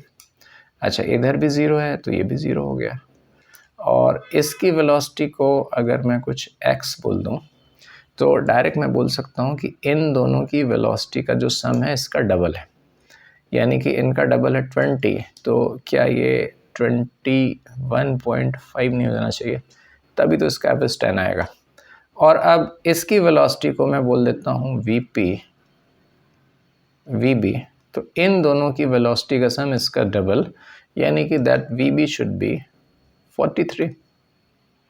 तो vb आ गया, vb is equal to actually this plus this by 2 is equal to this, तो 0 plus vb is equal to twice the velocity of the pulley, so 2 into 21.5, so vb की वैल्यू हमको मिल गया 43 मीटर पर second, और ये positive आ रहा है, इसका मतलब कि जो डायरेक्शन है पॉजिटिव मानना था उसी के अलॉन्ग, यानी कि अपवर्ड डायरेक्शन। कुछ ऐसी सिचुएशन होते हैं जिसमें बॉडी के साथ एक वाइंडिंग मोटर अटैच होती है जो एक सर्टेन रेट से रस्सी को पुल करती है। वैसे एक ये सिंपल सा ही क्वेश्चन है। इस क्वेश्चन में देखो एक ब्लॉक ए दिख रहा है आपको, ब्लॉक ए के साथ एक मोटर अटैच है, इसमें फिक्स्ड है, और ये मोटर इस तरह से इसमें रस्सी अटैच है, ऐसे रोटेट करे जिससे रस्सी को वाइंड करेगा, और ये रस्सी को एक यूनिफॉर्म वेलोसिटी v से खींच रही है। v से, यहाँ पर v लिखा हुआ है, इधर क्वेश्चन में v है, एक्चुअली vo लिख देते हैं। तो हमको ब्लॉक b की वेलोसिटी इस समय निकालनी है, तो बढ़िया काम है। तो अगर मैं स्ट्रिंग कांस्टेंट, देखो ये पुली फिक्स्ड है, तो यहाँ पर हमें फिक्स पुली वाला रिजल्ट से काम कर सकता है। अगर ये पुली चल रही होती तो L1 L2 करने की जरूरत पड़ती है, ये पुली फिक्स्ड है तो मैं फिक्स पुली के कॉन्सेप्ट से काम कर लूँगा। तो सपोज मान लो कि ये इस रस्सी के इस पॉइंट की वेलोसिटी p है, इस पॉइंट का नाम p है, और इसकी जो रिजल्टेंट वेलोसिटी है उसको बोल दिया जाए vp। और अब हर रस्सी के हर पॉइंट, हर रस्सी मतलब एक ही रस्सी के हर पॉइंट की वेलोसिटी के component along the length same होने वाले हैं। तो इस b की वेलोसिटी ऑब्वियसली vb है, तो रस्सी के इस पॉइंट की वेलोसिटी vb है, और इसका कंपोनेंट अलोंग द लेंथ करेंगे तो हमको मिल जाएगा कितना, vb cos थीटा। यानी कि हम बोल सकते हैं कि vb cos theta is equal to vp.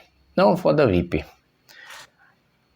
p is a point of the string, और ये स्ट्रिंग को ये मोटर खींच रही है, तो यहाँ पे भी थोड़ा सा मैं रिलेटिव मोशन लगाऊंगा, तो मैं ये लिखूंगा vp is equal to velocity of p with respect to motor plus velocity of motor, and motor is fixed on the block A, तो उस मोटर की वेलोसिटी वही है जो ब्लॉक ए की वेलोसिटी है, यानी कि vpm तो दिया है क्वेश्चन में जिस रेट से खींचा जा रहा है, दैट इज v0, और vm is equal to va sorry, तो हमारा रिलेशन हो गया vb cos theta is equal to v0 plus va, यानी कि vb की वैल्यू आ जाएगी vo plus va divide by cos theta.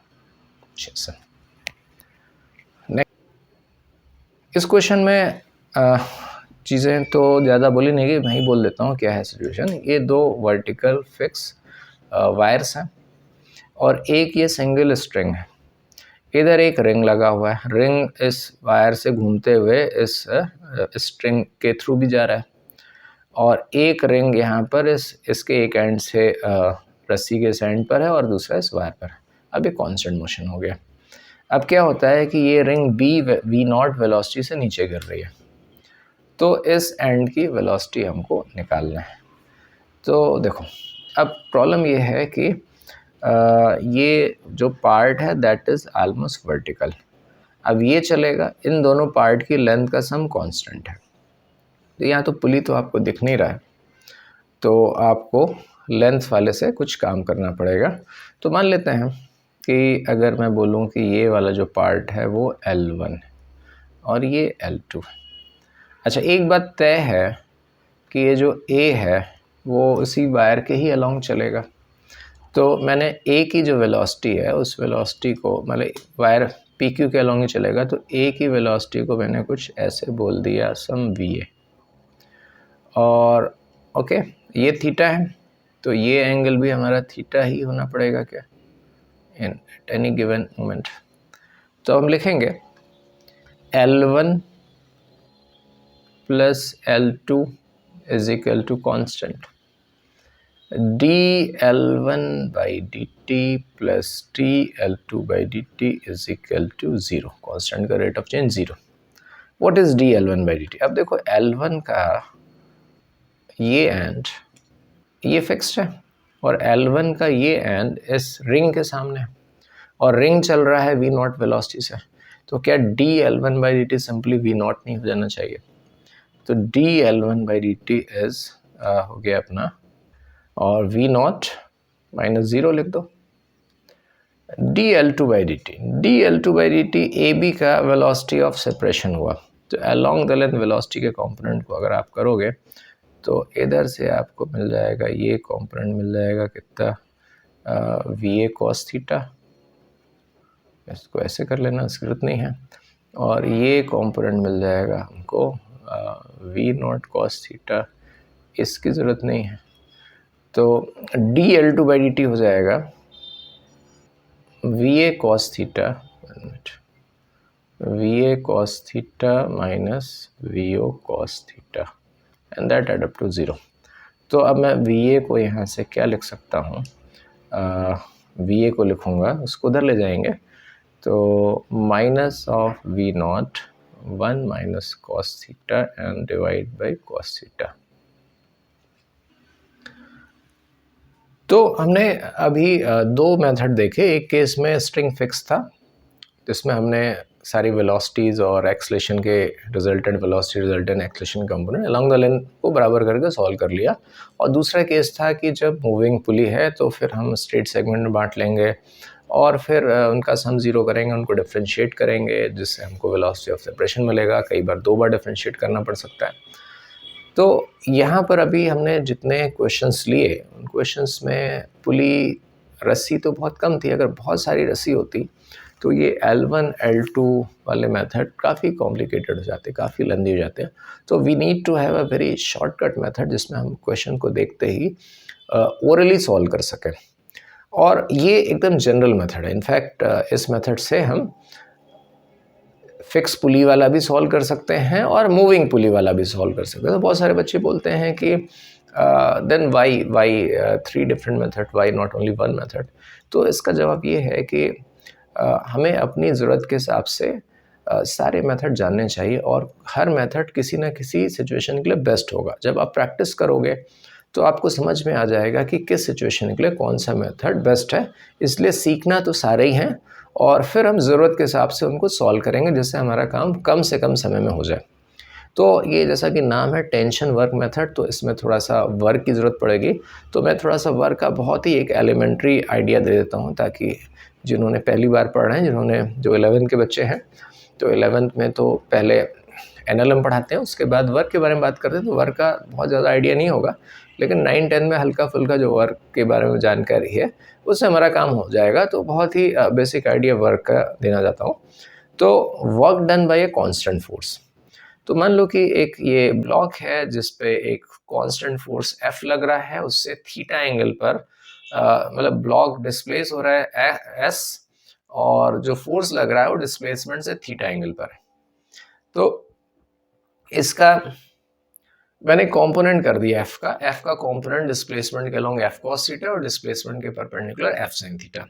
तो work done by this force during displacement S को डिफाइन करते हैं ये F और S का डॉट प्रोडक्ट, यानी कि W is equal to F dot S and that is Fs cos theta. इसको आप चाहो तो F cos theta into S लिख दो, तो जिससे आपको ये समझ में आएगा कि एक्चुअली वर्क जो है उसके लिए फोर्स का वो कंपोनेंट जिम्मेदार है जो डिस्प्लेसमेंट के अलोंग है। फोर्स का वो कंपोनेंट जिम्मेदार नहीं है जो डिस्प्लेसमेंट के परपेंडिकुलर है, उसके कारण वर्क नहीं हो रहा है। तो अब 3 सिचुएशन देख लो। यहाँ लिख दिया theta is the angle between F and S। अब तीन सिचुएशन देखिए कि एक में फोर्स और डिस्प्लेसमेंट एक दूसरे का अलॉन्ग है, यानी कि उनके बीच का एंगल 0 है, तो ऑब्वियसली वर्क F/2S हो जाएगा क्योंकि कंप्लीट फोर्स अवेलेबल हो गया वर्क कराने के लिए। और अगर फोर्स डिस्प्लेसमेंट के परपेंडिकुलर है, जैसे कि बोला था, अगर थीटा 90 है तो इस फोर्स का कोई कॉन्ट्रीब्यूशन नहीं डिस्प्लेसमेंट में, तो वर्क हो जाएगा 0। और अगर फोर्स डिस्प्लेसमेंट के अपोजिट हो गया, 180 डिग्री आ गया F और S में, तो हमारा वर्क हो जाएगा -Fs। अब इसको यूज करते हुए हम एक रिजल्ट बनाएंगे। देखो, इसको बोलते हैं tension work method. Tension work method में मैंने एक पुली ले लिया, लिफ्ट में पुली ले लिया। अब देखो क्या हो रहा है कि कंडीशन ये है, सिंपल सा कंडीशन है कि पुली मासलेस होना चाहिए, स्मूथ होना चाहिए, इनएक्सटेंसिबल होना चाहिए, लेंथ ना बढ़े, स्मूथ हो। मासलेस और स्मूथ होने से क्या हो जाएगा कि उसकी टेंशन हर पॉइंट पे सेम हो जाएगा। Basically I want to tension at all point of the string to be same, तो इसलिए बोला मासलेस एंड स्मूथ। और इनएक्सटेंसिबल का मतलब कि उसकी लेंथ ना चेंज हो, तो जो कि हम स्ट्रिंग कांस्टेंट में भी यूज कर रहे थे। स्ट्रिंग कांस्टेंट में हमें मासलेस स्मूथ की जरूरत नहीं थी, लेकिन इस मेथड में हमें ये भी ध्यान रखना पड़ेगा कि जो रस्सी है वो मासलेस एंड स्मूथ भी हो, ताकि टेंशन हर जगह एक हो। तो अब देखिए, जैसे ये सिचुएशन लिया हमने, अब ये जो लिफ्ट है वो चल रही हो, तो लिफ्ट चल रही है, लिफ्ट किसी इंटरवल में लिफ्ट का डिस्प्लेसमेंट हो गया SP, और तो पुली का भी डिस्प्लेसमेंट SP हो गया, और जो दो ब्लॉक्स हैं उनका किसी इंटरवल में डिस्प्लेसमेंट S एंड SP हो गया। अब रस्सी का जो टेंशन है वो हर जगह सेम है, तो मान लो कि A पॉइंट पे अगर मैं टेंशन दिखा दूं, तो A पॉइंट पे टेंशन कुछ ऐसे T हो जाएगा, B पे भी टेंशन T हो जाएगा, इस पुली पे टेंशन जो होगा वो इधर T और इधर T होगा, ऐसे हो जाएगा। तो अब देखो, अब आपसे पूछा जाए what is the work done by tension on block A during this interval, तो क्लियर दिख रहा है, जैसा अभी हमने बात किया था, ये जो वर्क है ये वर्क हो गया T into SA। जैसे फिर आपसे पूछा जाए what is the work done by tension on block B, तो ये वर्क आ गया हमारे पास T into SB, T और SB एक ही डायरेक्शन में। फिर आपसे पूछा जाए what is the work done by tension on pulley P, अब देखो पुली का डिस्प्लेसमेंट और टेंशन अपोजिट डायरेक्शन में, तो ये वर्क हो जाएगा -2T into SP। अब आपसे पूछा जाए बताइए ये जो सिस्टम है पुली A और B, इस पूरे सिस्टम में टेंशन का टोटल वर्क डन क्या है, so total work done by tension on this system A plus B plus पुली, और इस सिस्टम के लिए इंटरनल टेंशन हो गया, क्योंकि इंटरनल टेंशन, इंटरनल फोर्सेस की पहचान ये, उसको आप सम करो तो 0 मिलेगा। इन सारे टेंशन का सम 0 दिख रहा है डायग्राम में, तो इनका जो सम करेंगे, तो अगर मैं क्या करूं इसमें, इनको जोड़ने के लिए T को कॉमन ले लूं, तो हो जाएगा SA plus SB minus 2SP। अरे अभी तो हमने निकाला था कि 180 डिग्री लपेटा होता है तो twice SP is equal to SA plus SB होता है। इसका मतलब ये जो ब्रैकेट की चीज़ है वो तो 0 हो गई, यानी कि ये जो टेंशन का टोटल वर्क डन 0 हो गया। अब यहीं से मैं बात को स्ट्रेट कर सकता हूँ, मैं बोल सकता हूँ कि ये जो सिचुएशन दिया हुआ कि मासलेस स्मूथ इनएक्सटेंसिबल स्ट्रिंग हो और कोई सिस्टम हो, तो उस सिस्टम में इंटरनल टेंशन का टोटल वर्क डन 0 होगा। So I can state total work done by internal tension of an ideal string, ideal का मतलब massless, smooth, inextensible, on all bodies connected through it, it is 0। तो इसका use करके हम बहुत ही fast velocities और acceleration के बीच में रिलेशन निकाल सकते हैं। देखते हैं एक, पहले इसको कैसे अप्लाई करना है उसको एक सिचुएशन समझ लेते हैं, फिर उसको, अच्छा एक चीज और, तो इसी बात को हम बोल सकते हैं कि अगर total work done by tension 0 है, so we write summation of T dot S is 0, और इसी को अगर डिफरेंशिएट कर दिया जाए तो हमको मिल जाएगा समेशन ऑफ कांस्टेंट फोर्स का वर्क डन है तो टेंशन का डेरिवेटिव 0 हो जाएगा, तो इसी को अगर डिफरेंशिएट कर दो तो आपको मिल जाएगा summation of T dot B 0, और फिर इसको डिफरेंशिएट कर दो तो आपको मिल जाएगा summation of T dot A 0। तो ये हो गया हमारा काम। अब अगर हमें how to apply this rule, है ना, तो कई बार लोगों को साइन में प्रॉब्लम होती है, तो रूल्स को बहुत ही फास्ट मेथड है, लेकिन छोटी सी गलती होगी तो आप इस मेथड की ब्यूटी खत्म कर दोगे। तो फिर थोड़ी सी पॉज करके 2-3 बार देख लो ना, बहुत आसान चीज़ है, बहुत ही क्लियरली समझ में आ जाएगा। एक सिचुएशन से आपको समझाऊंगा। एक सिचुएशन है, देखो इसमें ये पुली है, एक पुली है, चल रहा है। अब L1 L2 से काम नहीं करना है, अब हमें टेंशन से मेथड करना है, टेंशन वर्क से मेथड करना है। तो वर्किंग रूल क्या है, जो आपको एक स्ट्रिंग है उसको देख लो, देख लिया, choose a string, string choose कर लिया, दिख रहा है येलो कलर की स्ट्रिंग है। अब आप पहला काम ये देखो कि आप देखो कि स्ट्रिंग का कांटेक्ट किससे किससे है। तो है ना, identify all bodies connected with it. तो इससे यहाँ पर एक कनेक्शन है, इसका कनेक्शन इससे है, इसका कनेक्शन इससे है, इसका कनेक्शन इससे है, और इसका कनेक्शन इससे है। कुछ भी नहीं छूटना चाहिए। थोड़ी सी प्रैक्टिस होगी तो एकदम ओरली आंसर आएगा। आप जस्ट आप रस्सी की संख्या देख करके आप तुरंत रिलेशन लिख दोगे। अब क्या काम करना, ध्यान समझना। अब आपको रस्सी के द्वारा कनेक्टेड बॉडीज पे टेंशन दिखाना है। आई एम रिपीटिंग अगेन, रस्सी के द्वारा जो उससे कनेक्टेड है उसमें टेंशन दिखाना है। तो टेंशन पुल होता है, तो रस्सी क्या करेगा, रस्सी ए को खींचेगा, रस्सी के द्वारा लगाएगा। अब आइडियल स्ट्रिंग हर जगह टेंशन, यहाँ पर टी, रस्सी इस पुली पे टेंशन लगाएगा, ऐसे लगाएगा, ऐसे लगाएगा, रस्सी इस पुली पे टेंशन लगाएगा, ऐसे लगाएगा, ऐसे लगाएगा, रस्सी इस पुली पे टेंशन लगाएगा, ऐसे लगाएगा, ऐसे लगाएगा, रस्सी इस ब्लॉक पे टेंशन लगाएगा, कुछ यूं लगाएगा। अगर आपने सब चीज सही किया हुआ है तो सारे टेंशन का सम 0 होगा। अगर 0 नहीं हो रहा है, इसका मतलब कि हमने कुछ छोड़ दिया है। तो दिख रहा है आपको 0 है यहाँ पर, यानी कुछ छूटा नहीं है। अब आपको अप्लाई कर देना है ना, ये टेंशन हमने दिखा दिया। Now you have to apply that formula, है ना, डिस्प्लेसमेंट, वेलोसिटी, जो भी जो मन करे मान लो, और उसी के हिसाब से आंसर आ जाएगा। तो मान लेते हैं कि चलो ये जो हमारा ब्लॉक है, ये ब्लॉक एक्सेलेरेशन के लिए बात कर लेते हैं। तो इसका एक्सेलेरेशन चलो नीचे की ओर है ए बी, और इसका एक्सेलेरेशन इधर है ए, और ये रेस्ट पर है। हर चीज का देखना, ये रेस्ट पर है, और जो इसका एक्सेलेरेशन है वही इसका एक्सेलेरेशन है। जो जिन लोग के सेम एक्सेलेरेशन उनको एक साथ ले लो। तो आप देखो, आपको दिख रहा है कि इन तीनों के एक्सेलेरेशन एक ही है, इस पुली का और इसका। इसका 0 है, इसका 0 है, इनका 0 है, इनका 0 है, और इसका एक्सेलेरेशन ये है।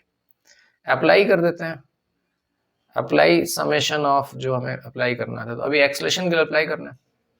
तो इस पे अगर मैं अप्लाई करूंगा summation of T dot A 0, तो हमको क्या मिलेगा, T into, change the colour, यहाँ मिल जाएगा टी इंटू ए, एक ही डायरेक्शन में। देखो ये 3 टेंशन और ये ए बी अपोजिट डायरेक्शन में, तो -3t इंटू ए बी। ये ब्लॉक रेस्ट पर, यहाँ टी डॉट ए 0 होगा, ये पुली रेस्ट पर, ये ब्लॉक मतलब ये पुली रेस्ट पर, ये पुली भी रेस्ट पर, तो यहाँ पे 0 हो जाएगा। तो हमारा यही बच गया, और टी को उड़ा दो। तो you will get AA is equal to 3AB, and that is the relationship between the acceleration. Similarly, we can find the relationship between the velocity or displacement. तो इस तरह से हम किन्हीं भी कनेक्टेड बॉडीज में एक्सेलरेशन में रिलेशन निकाल सकते हैं। तो अब इसके लिए अब एक बड़ा सा क्वेश्चन देखते हैं। अब इसकी यही तो ब्यूटी है, इसका फायदा तब है 10-15 सेकंड में आंसर आ जाएगा। अब मान लो कि ये दे दिया आपको, ये सिचुएशन दे दिया, VA है, VB है, VC है ना, और ये सब कनेक्टेड है, इनकी वेलोसिटी का रिलेशन निकालना। तो अब डायरेक्ट देखो, ये जो रस्सी दिख रही है आपको, ये रस्सी दिख रही है, ये रस्सी दिख रही है, ये रस्सी दिख रही है, इसमें सब में एक टेंशन, एक ही रस्सी, एक ही टेंशन होगा। तो अब आप देखो, पहले उन सारे लोगों को लो जिनके एक एक्सेलेरेशन है। तो मैं देख रहा हूँ कि इन सबके एक्सेलेरेशन एक ही है, और पूरा नहीं दिखाऊंगा मैं। इस सारी रस्सी में एक ही टेंशन, तो मैं यहाँ पर दिखा देता हूँ 1t, ऐसे यहाँ और दिखा दो 1t, ऐसे और दिखा दो, ऐसे आगे दिखा देना। ऐसे इधर देखो, आप इधर देखो, इन सब के क्या एक एक्सेलेरेशन नहीं है क्या? एक्सेलेरेशन या वेलोसिटी के बारे में है तो एक वेलोसिटी नहीं है क्या? इन सब की एक ही वेलोसिटी है वीबी। ऐसे इसकी एक ही वेलोसिटी है, इन सब की एक ही वेलोसिटी है वीसी। तो जिनकी एक वेलोसिटी, उनको एक ग्रुप में कर दिया कि बार बार आपको ना दिखना पड़े। अच्छा, यहाँ पर भी टेंशन टी, इधर टी, है ना, इधर टी, ऐसी टी। अब देखो उन सब की वेलोसिटी जिनकी v है, इसकी वेलोसिटी v है, इसकी v है, v है, v है, v है, और टोटल कितने टेंशन लग रहा है, 1 2 3 4, तो 4 8 एंड 1 9, 1 मिनट, 1 2 3 4 एंड 1 9। तो यहाँ summation of T dot V करेंगे तो कितना हो जाएगा, 9 टी वी है एक ही डायरेक्शन में। अब इधर देखो यहाँ कितने टेंशन है, 1 2 3 4 5 6, 6 दूनी 12 और एक 13 टेंशन लग रहा है, सब टी टी टी मिलकर के 13 टेंशन हो जाएंगे, यस नो। और ये टेंशन वेलोसिटी के अपोजिट है, तो क्या ये हमारा summation of T dot V करेंगे तो -13 टी इंटू वी भी नहीं हो जाएगा। और यहाँ देखें, यहाँ कितने tension, 1 T 2 T 3 T 4 T और 4 टी, और सारे टेंशन और वेलोसिटी एक ही डायरेक्शन में। तो इसको सिंपल करेंगे तो क्या ये हमारा plus 4 T into V C नहीं हो जाएगा, add up to 0। So we got a relationship between them, 9 V A minus 13 V B plus 4 VC, that is add up to 0, and that is our relationship. So easy and so fast. तो ये बहुत बढ़िया method है। अब constant motion के last constant पे, that is a wedge constant. तो wedge constant क्या होता है कि दो बॉडीज होते हैं, दो बॉडी हमेशा एक दूसरे से कनेक्टेड है, एक दूसरे का साथ नहीं छोड़ रही है, हमेशा साथ साथ है। साथ साथ होने की, जैसे मेरा ये दो हैंड है, ये दोनों हैंड है, ये दोनों साथ साथ हैं, क्या रिलेटिव मोशन होते हुए साथ साथ हो सकता है क्या? तो अब ये मेरे हैंड का सरफेस है, तो हैंड के सरफेस के अलोंग दूसरा हैंड चलाऊंगा तो साथ तो नहीं छूट रहा है, लेकिन रिलेटिव मोशन हो रहा है। और अगर मैं दूसरे हैंड को ऐसे कर दिया तो साथ छूट गया। तो दो लोग को साथ में रखने के लिए क्या जरूरी है, कुछ रिलेटिव मोशन जो जरूरी है, वो सरफेस के अलोंग रिलेटिव मोशन होगा तो साथ नहीं छूटेगा, लेकिन अगर सरफेस के परपेंडिकुलर रिलेटिव मोशन हो गया तो साथ छूट जाएगा। तो ये चीज यहाँ पर हमें काम करना है। तो वेज कांस्टेंट में एजम्पशन ये है कि there are two rigid bodies, rigid body का मतलब कि जिसको हम डिफॉर्म नहीं कर सकते, two rigid non deformable bodies and they are in regular contact. इसको जैसे मैंने अभी हैंड से समझाया, प्रॉपरली एक ब्लॉक, दो ब्लॉक समझाते हैं। मान लो कि एक ब्लॉक ये है और भी है, अगर एक ब्लॉक के ऊपर ऐसे दूसरा ब्लॉक रखा हुआ कोई है ना जाए तो यूं ऐसे गिर जाएगा, लेकिन ये ऐसे गिर रहा है, उसको इधर से ऐसे लाया जा रहा है, तो ये दूसरा ब्लॉक है और उसको इधर वाले कुछ फोर्स लगा के आगे चला रहा है, तो इसको धक्का दे रहे हैं। तो बी ऑब्वियसली ए पे रिलेटिव मोशन भी कर रहा है, और चूंकि ए को पुश किया जा रहा है तो ए आगे भी बढ़ रहा है। तो एक छोटे से टाइम के बाद आप देखो तो ए कहीं आगे बढ़ गया और बी का कांटेक्ट नहीं छूटा है इसे, अभी भी बी ए पर है, तो with respect to A B थोड़ा सा नीचे आ गया किसी इंटरवल में। अब अगर हम देखें कि इस इंटरवल में उनके डिस्प्लेसमेंट क्या हुआ, तो डिस्प्लेसमेंट इनका एक कॉमन पॉइंट से शुरू करते हैं। मान लो कि दोनों का स्टार्टिंग कॉमन पॉइंट यही वाला लेता है, तो ए का जो डिस्प्लेसमेंट है इस इंटरवल में ये हो गया है ना, ये ब्लॉक ए है, ए यहाँ से यहाँ तक आ गया, this is the displacement of A in this interval. और displacement of B in this interval क्या हो गया, ये हो गया। इन डिस्प्लेसमेंट में कोई कनेक्शन दिख रहा है आपको, है ना? अगर आप ध्यान से देखो तो आपको कनेक्शन दिखेगा। इनका ये जो दिख रहा है, this is the common contact surface, right, this is the common contact surface. अब ये जो डिस्प्लेसमेंट है, इस एस बी का डिस्प्लेसमेंट का अगर कंपोनेंट मैं इस लाइन के परपेंडिकुलर करूं, कॉन्टेक्ट सरफेस के परपेंडिकुलर करूं, तो इसका डिस्प्लेसमेंट भी यही मिलेगा। This is the component of displacement contact normal to contact surface, तो इसको बोला एस बी परपेंडिकुलर, और ऐसे परपेंडिकुलर तो है ही है। तो आप देख पा रहे हो कि दोनों के डिस्प्लेसमेंट्स के component normal to contact surface same है। और यही बात मैं डायरेक्ट बोलने की कोशिश कर रहा हूँ कि जब दो सरफेस ऐसे हैं, एक हैंड ये, दो अगर चलना है साथ साथ तो साथ साथ चल रहे हैं, साथ नहीं छूट रहा, और ये हैंड चलते हुए चल रहा है, तो किसी इंटरवल में दोनों के कॉन्टेक्ट सरफेस के नॉर्मल वाले कंपोनेंट अगर डिफरेंट हो गए तो साथ छूट जाएगा या टूट जाएगा। लेकिन अगर रिलेटिव मोशन हो लेकिन नॉर्मल के परपेंडिकुलर दोनों के डिस्प्लेसमेंट सेम होंगे तो कांटेक्ट नहीं छूटेगा। यानी कि कांटेक्ट बने रहने के लिए relative motion along contact surface तो अलाउड है, but relative motion normal to contact surface is not allowed. तो इसको हम प्रॉपर वे में स्टेट कर देते हैं। तो आई can state, when two rigid bodies are in regular contact, the component of their resultant displacement, velocity, acceleration normal to contact surfaces are equal. अब एक क्लास एग्जांपल देखते हैं। वेज कांस्टेंट का सारी बुक में मिलेगा आपको ये, और ये रोडो का क्वेश्चन है ये। इसमें आप देख पा रहे हो कि एक ये दो ब्लॉक्स हैं ए और बी, एक वेज है और एक रॉड है, और इस तरह से इनके एक्सलेशन में रिलेशन निकालना है। तो एक्सलेशन रिलेशन निकालने के पहले जो आपको कंपोनेंट करना है वो कंपोनेंट रिजल्टेंट वेलोसिटी एक्सलेशन का करना है। तो हमको पहले से ज्ञान होना चाहिए कि रिजल्टेंट चल कैसे रहा है। तो थोड़ा सा देखते हैं। ए का कॉन्टेक्ट वेज के साथ है। वेज जो है will not allow to move along this direction, क्योंकि उसको तोड़ नहीं सकता, छोड़ नहीं सकता। The only motion allowed for A is along this direction. Same way में बी का कांस्टेंट सरफेस के साथ में, ये सरफेस को छोड़ नहीं सकता, तो ए सरफेस के अलोंग ऐसे चल सकता है। अब इन दोनों के मोशन भी आपस में कनेक्टेड है। इसका रिजल्टेंट मोशन कुछ ऐसा होगा और इसका रिजल्टेंट मोशन ऐसा होगा, और चूंकि ये दोनों कनेक्टेड हैं तो दोनों के मोशन भी आपस में कनेक्टेड होंगे। तो हमको इनके एक्सलेशंस में रिलेशन निकालना है। तो पहले तो हम ज्योमेट्रिकली सॉल्व करते हैं, फिर अभी जो हमने सीखा रिजल्ट उससे सॉल्व करेंगे। तो एक इंटरवल है, मान लो कि बी राइट साइड में डिस्प्लेस होकर यहाँ पर पहुंच गया, और अब जो जगह खाली हुई उसी जगह में ए नीचे आ गया कुछ यहाँ पर। अब अगर मैं बी के इस पॉइंट को देखूं जो यहाँ पर था, वो यहाँ से चल करके यहाँ तक आ गया, इसको मैंने बोला डिस्प्लेसमेंट ऑफ बी। और उसी इंटरवल में ए का ये वाला पॉइंट यहाँ से यहाँ तक आ गया, और ये हो गया डिस्प्लेसमेंट ऑफ ए। और इसको ऐसे मिला दिया जाए, ये थीटा तो ये थीटा। तो ज्योमेट्रिकली क्या हम देख पा रहे हैं, इनके डिस्प्लेसमेंट एक कांस्टेंट से बंधे हुए हैं।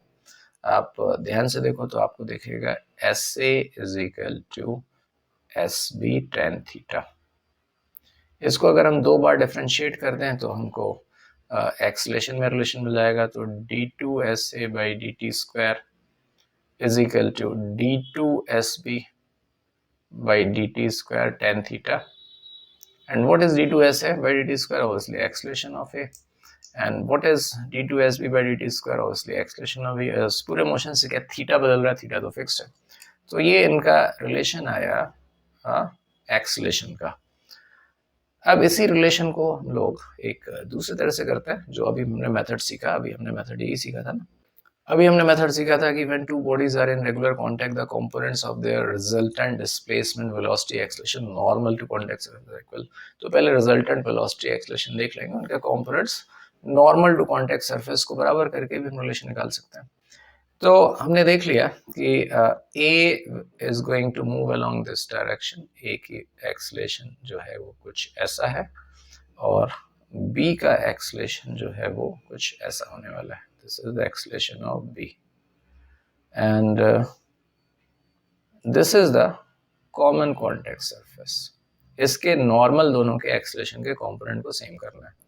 तो मैं इसी लाइन पर दोनों के एक्सलेशन दिखा देता हूँ। यहाँ पर मैंने क्या किया, एक पॉइंट असाइन कर दिया ए को इसी लाइन पर, और इसका एक्चुअल एक्सलेशन कुछ ऐसे है, दिस इज ए। और इसी लाइन पर मैंने बी को भी रख दिया, और बी का जो एक्सलेशन है ऐसे A B, this is like B. और अब इस कॉमन कॉन्टेक्ट सरफेस की नॉर्मल लाइन बना देते हैं।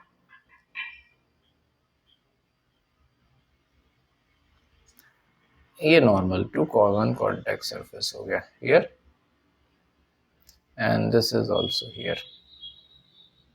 अब देखो ये थीटा है तो ये थीटा हो जाएगा, ये थीटा है तो ये थीटा हो जाएगा। तो ए का component normal to contact surface, that this component will be how much, A cos theta. और ये वाला कंपोनेंट तो ऐसे कुछ हो जाए। ऐसे ए बी का component normal to contact surface हो जाएगा हमारा कितना, ए बी साइन थीटा। और इस कंपोनेंट का तो कुछ करना नहीं है, तो इसको ऐसे छोड़ दो। तो अभी हमने देखा है रिजल्टेंट एक्सलेशन के, ये रिजल्टेंट एक्सलेशन उनके कंपोनेंट कॉन्टेक्ट सरफेस की नॉर्मल डायरेक्शन में बराबर कर दो। यानी कि हमारे जो दो कंपोनेंट्स बराबर हुए वो ये कंपोनेंट और ये कंपोनेंट्स को बराबर कर देना। तो मैं लिख दूंगा A cos theta is equal to A B sine theta. यानी कि ए की वैल्यू आ गई A B tan theta, same way में जैसा अभी हमने पहले ज्योमेट्रिकली निकाला था, अभी प्रॉपर मेथड से निकाला। अब देखिए यहाँ पर ये तो थोड़ा सा कॉम्प्लिकेटेड सिचुएशन है। इसमें एक सिलेंडर है और वो दो वेज के बीच में फंसा हुआ है और उन दोनों वेज से उसका रेगुलर कांटेक्ट बना रहना है। और अगर ऐसा है तो आपको इस सिलेंडर की स्पीड निकालनी है। तो इसको समझते हैं। जब आपको किसी का मोशन क्लियर ना पता चल पा रहा हो, किस डायरेक्शन पता चलेगा, तो मान लेते हैं कि उसकी वेलोसिटी का कुछ x कंपोनेंट मान लो, कुछ y कंपोनेंट मान लो। तो इसके सेंटर से शुरू करते हैं। तो अगर मैं इसके सेंटर को देखूं, ये इसका सेंटर है और यहाँ से मैं दो लाइन बना देता हूँ। एक लाइन बना देता हूँ इसे x एक्सिस के अलोंग और एक लाइन बना देता हूँ y एक्सिस के along. Change this colour, this is x axis, this is y axis. इसका कांटेक्ट दोनों ही वजह से। तो पहले अगर मैं ऐसा सोचूं कि अगर मैं इस वेज से बात करूं, तो हमें क्लियर पता है कि इन दोनों के बीच में relative motion, contact normal to contact surface, the velocity should be same. तो यहाँ से क्लियर पता चल गया इसकी वेलोसिटी जो है वो इस कांटेक्ट सरफेस के नॉर्मल ही है। ये कांटेक्ट, इनका कांटेक्ट सरफेस ये है, इनका कांटेक्ट सरफेस ये है। तो इस डायरेक्शन, अगर इसकी वेलोसिटी को मैं इन जनरल ऐसे लिख दूं, सपोज इसकी वेलोसिटी को मैं बोल देता हूँ कि इधर कुछ vx है और ये वेलोसिटी को बोल देते हैं, दिस वेलोसिटी से vy। तो vx तो अच्छा, vy का कुछ भी पार्ट vx में नहीं आने वाला है, परपेंडिकुलर लेने का ही फायदा है, दोनों इंडिपेंडेंट है। तो vx has to be equal to 2u, क्योंकि अगर इसका इसके साथ कांस्टेंट मोशन लगाऊं मैं, तो आप देख पाओगे कि vx जो है वो 2u होना चाहिए, क्योंकि दोनों की वेलोसिटी के component normal to contact surface same होना चाहिए। तो हमको यहाँ से एक बात तो तुरंत पता चल गई कि इसका जो vx होगा, that vx should be equal to 2u। तो अब क्या किया जाए, इसको vx 2u है, ठीक है। अब vy के बारे में सोचना। अब vy को निकालने के लिए मुझे इससे देखना पड़ेगा। तो इसको देखने के लिए मैंने क्या किया, ये इनका, इन दोनों का ये कॉमन कॉन्टेक्ट सरफेस, इसका जो नॉर्मल होगा वो इस पॉइंट से गुजरेगा और इसके स्फीयर से गुजरेगा। तो इनका जो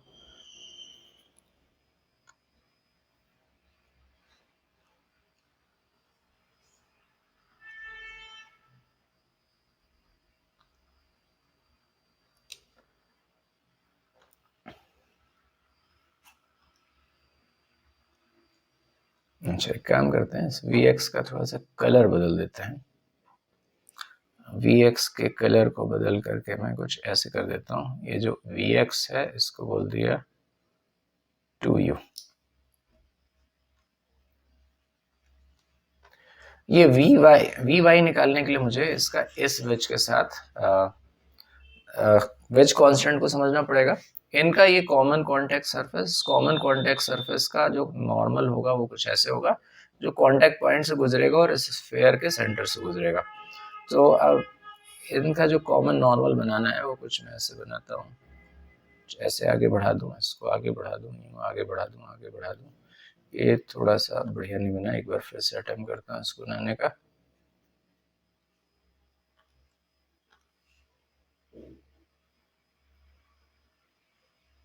Yes, this looks to be fine। ये इनका कॉमन नॉर्मल आ गया। अब ये जो लेफ्ट वाला वेज है उसकी वेलोसिटी जो है वो वेलोसिटी कुछ ऐसे दिखा दो, ये वेलोसिटी u है, यूं दिखा दिया। और यहाँ पर आप देखो तो ये एंगल आपको 30 डिग्री तो दिख ही रहा है। इसकी वेलोसिटी का इस कॉमन नॉर्मल के अलावा कंपोनेंट करना है, तो इसका कंपोनेंट तो इधर आ जाएगा u sin 30, that is u/2। और ये कंपोनेंट जो भी हो हमें चिंता ही नहीं करनी। अब इस लाइन के अलोंग इसकी जो रिजल्टेंट वेलोसिटी वो तो vy और 2u का वेक्टर सम है। तो vy आपका ये, थोड़े से एंगल वगैरह देख लिया जाए अच्छे से, ये 30 डिग्री, यहाँ से वर्टिकल लाइन बनाओगे तो ये 30 डिग्री हो जाएगा, यानी कि ये भी 30 डिग्री हो जाएगा। और ये 30 डिग्री हो गया। और इसको अगर मैं यहाँ से 2 परपेंडिकुलर और बना दूँ, एक परपेंडिकुलर यहाँ बना दूँ कुछ ऐसा, ये 30 डिग्री, ये 60 डिग्री, ये 30 डिग्री। वी वाई का अब मुझे क्या करना है, इसके सारे कंपोनेंट इस लाइन के अलोंग निकालने हैं, इन दोनों का एक साथ। तो वी वाई का अगर मैं इधर कंपोनेंट करूंगा तो वी वाई का ये कंपोनेंट वी वाई cos 30 यानी कि वी वाई √3/2 हो जाएगा, और एक कंपोनेंट ऐसे जाएगा, चाहे कोई चिंता नहीं मुझे। ऐसे ही 2u का जो कंपोनेंट है, एक कंपोनेंट इधर जाएगा 2u cos 30, उसकी चिंता नहीं है, लेकिन कॉन्टैक्ट टू नॉर्मल सरफेस के जो कंपोनेंट हो जाएगा वो 2u sin 30 यानी कि कितना हो जाएगा, ओनली u बचेगा। तो अब आई एम रिपीटिंग अगेन, हमें क्या करना है, इन दोनों के में कांस्टेंट लगाना है। तो contact to normal surface, this is contact to normal surface के अलोंग वेलोसिटी के कंपोनेंट सेम होना। इसकी वेलोसिटी का कंपोनेंट u/2 है, और उसी डायरेक्शन में इसकी वेलोसिटी का कंपोनेंट जो होगा वो ये होगा, और जो कि कितना है, √3vy/2 - u। तो हमारा इक्वेशन बनेगा √3 vy/2 - u is equal to u/2, यानी कि √3 vy/2 is equal to 3u/2, यानी कि vy इज इक्वल टू आ गया अपना कितना, √3u। अब मुझे ये जो सिलेंडर है, सिलेंडर का नाम कुछ रख देते हैं, मान लो सिलेंडर का नाम c रख देते हैं। अब सिलेंडर की रिजल्टेंट स्पीड निकालना है, तो that will be square root of vx² plus vy², और इनका स्क्वायर रूट कर देंगे तो क्या ये आंसर हमको √7u नहीं मिल जाएगा, दैट इज आवर आंसर। अब कुछ ऐसे सिचुएशन है जिसमें हमको स्ट्रिंग कांस्टेंट और वेज कांस्टेंट दोनों लगाने पड़ेंगे, दो ब्लॉक एक दूसरे के कांटेक्ट में, यानी कि वेज वाली बात हो गई, और स्ट्रिंग से भी बंधा हुआ है। तो जैसे कि ये सिचुएशन है, इस सिचुएशन में हमें ए की एक्सेलेरेशन दे रखा हुआ, अब हमको बी का रिजल्टेंट एक्सेलेरेशन निकालना है। तो थोड़ा सा रिलेटिव मोशन के हिसाब से समझते हैं इसको, एक अगले पेज पे ले चलते हैं पहले। तो ये पिक्चर है ग्राउंड के रिस्पेक्ट में, this is with respect to ground.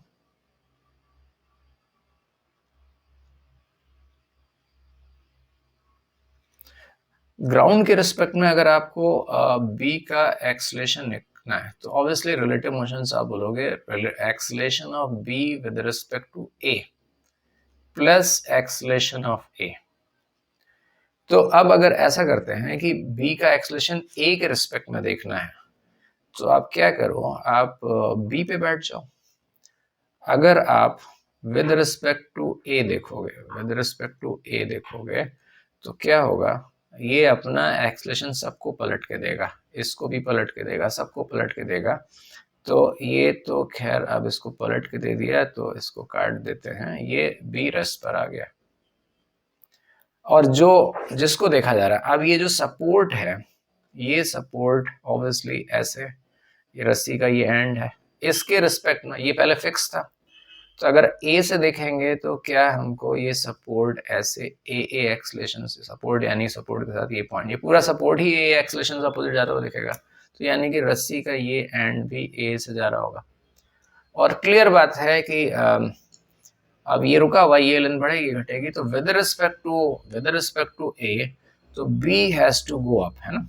तो b का एक्सेलेरेशन में मान लिया, suppose this is the acceleration of b with respect to a, तो b is the acceleration of b with respect to a, जो कि डायरेक्शन के साथ में नहीं आती, ऐसे लिख देते हैं। अब आप यहाँ पर t.a वाला काम कर दो, this is acceleration of b with respect to a। तो ये रस्सी है, इस रस्सी को हमने कनेक्ट कर दिया, है ना, अलग अलग पॉइंट से। तो मान लो कि इस रस्सी का जहां जहां पर है ना, इस रस्सी का टेंशन दिखा दो हर जगह जहां जहां से कनेक्टेड, यहाँ से कनेक्टेड है, यहाँ से कनेक्टेड है, यहाँ से कनेक्टेड है ना, यहाँ कनेक्टेड है। इस रस्सी का हमने टेंशन दिखा दिया हर उस पॉइंट पे जो इससे कनेक्टेड है, और इंटरनल टेंशन का सम 0। तो अगर मैं यहाँ पर समेशन ऑफ t.a लिखूंगा, 0 करूंगा, तो समेशन ऑफ t.a यहाँ पर कितना हो जाएगा, माइनस टी ए हो जाएगा क्या, क्योंकि टी और ए अपोजिट है, माइनस टी ए।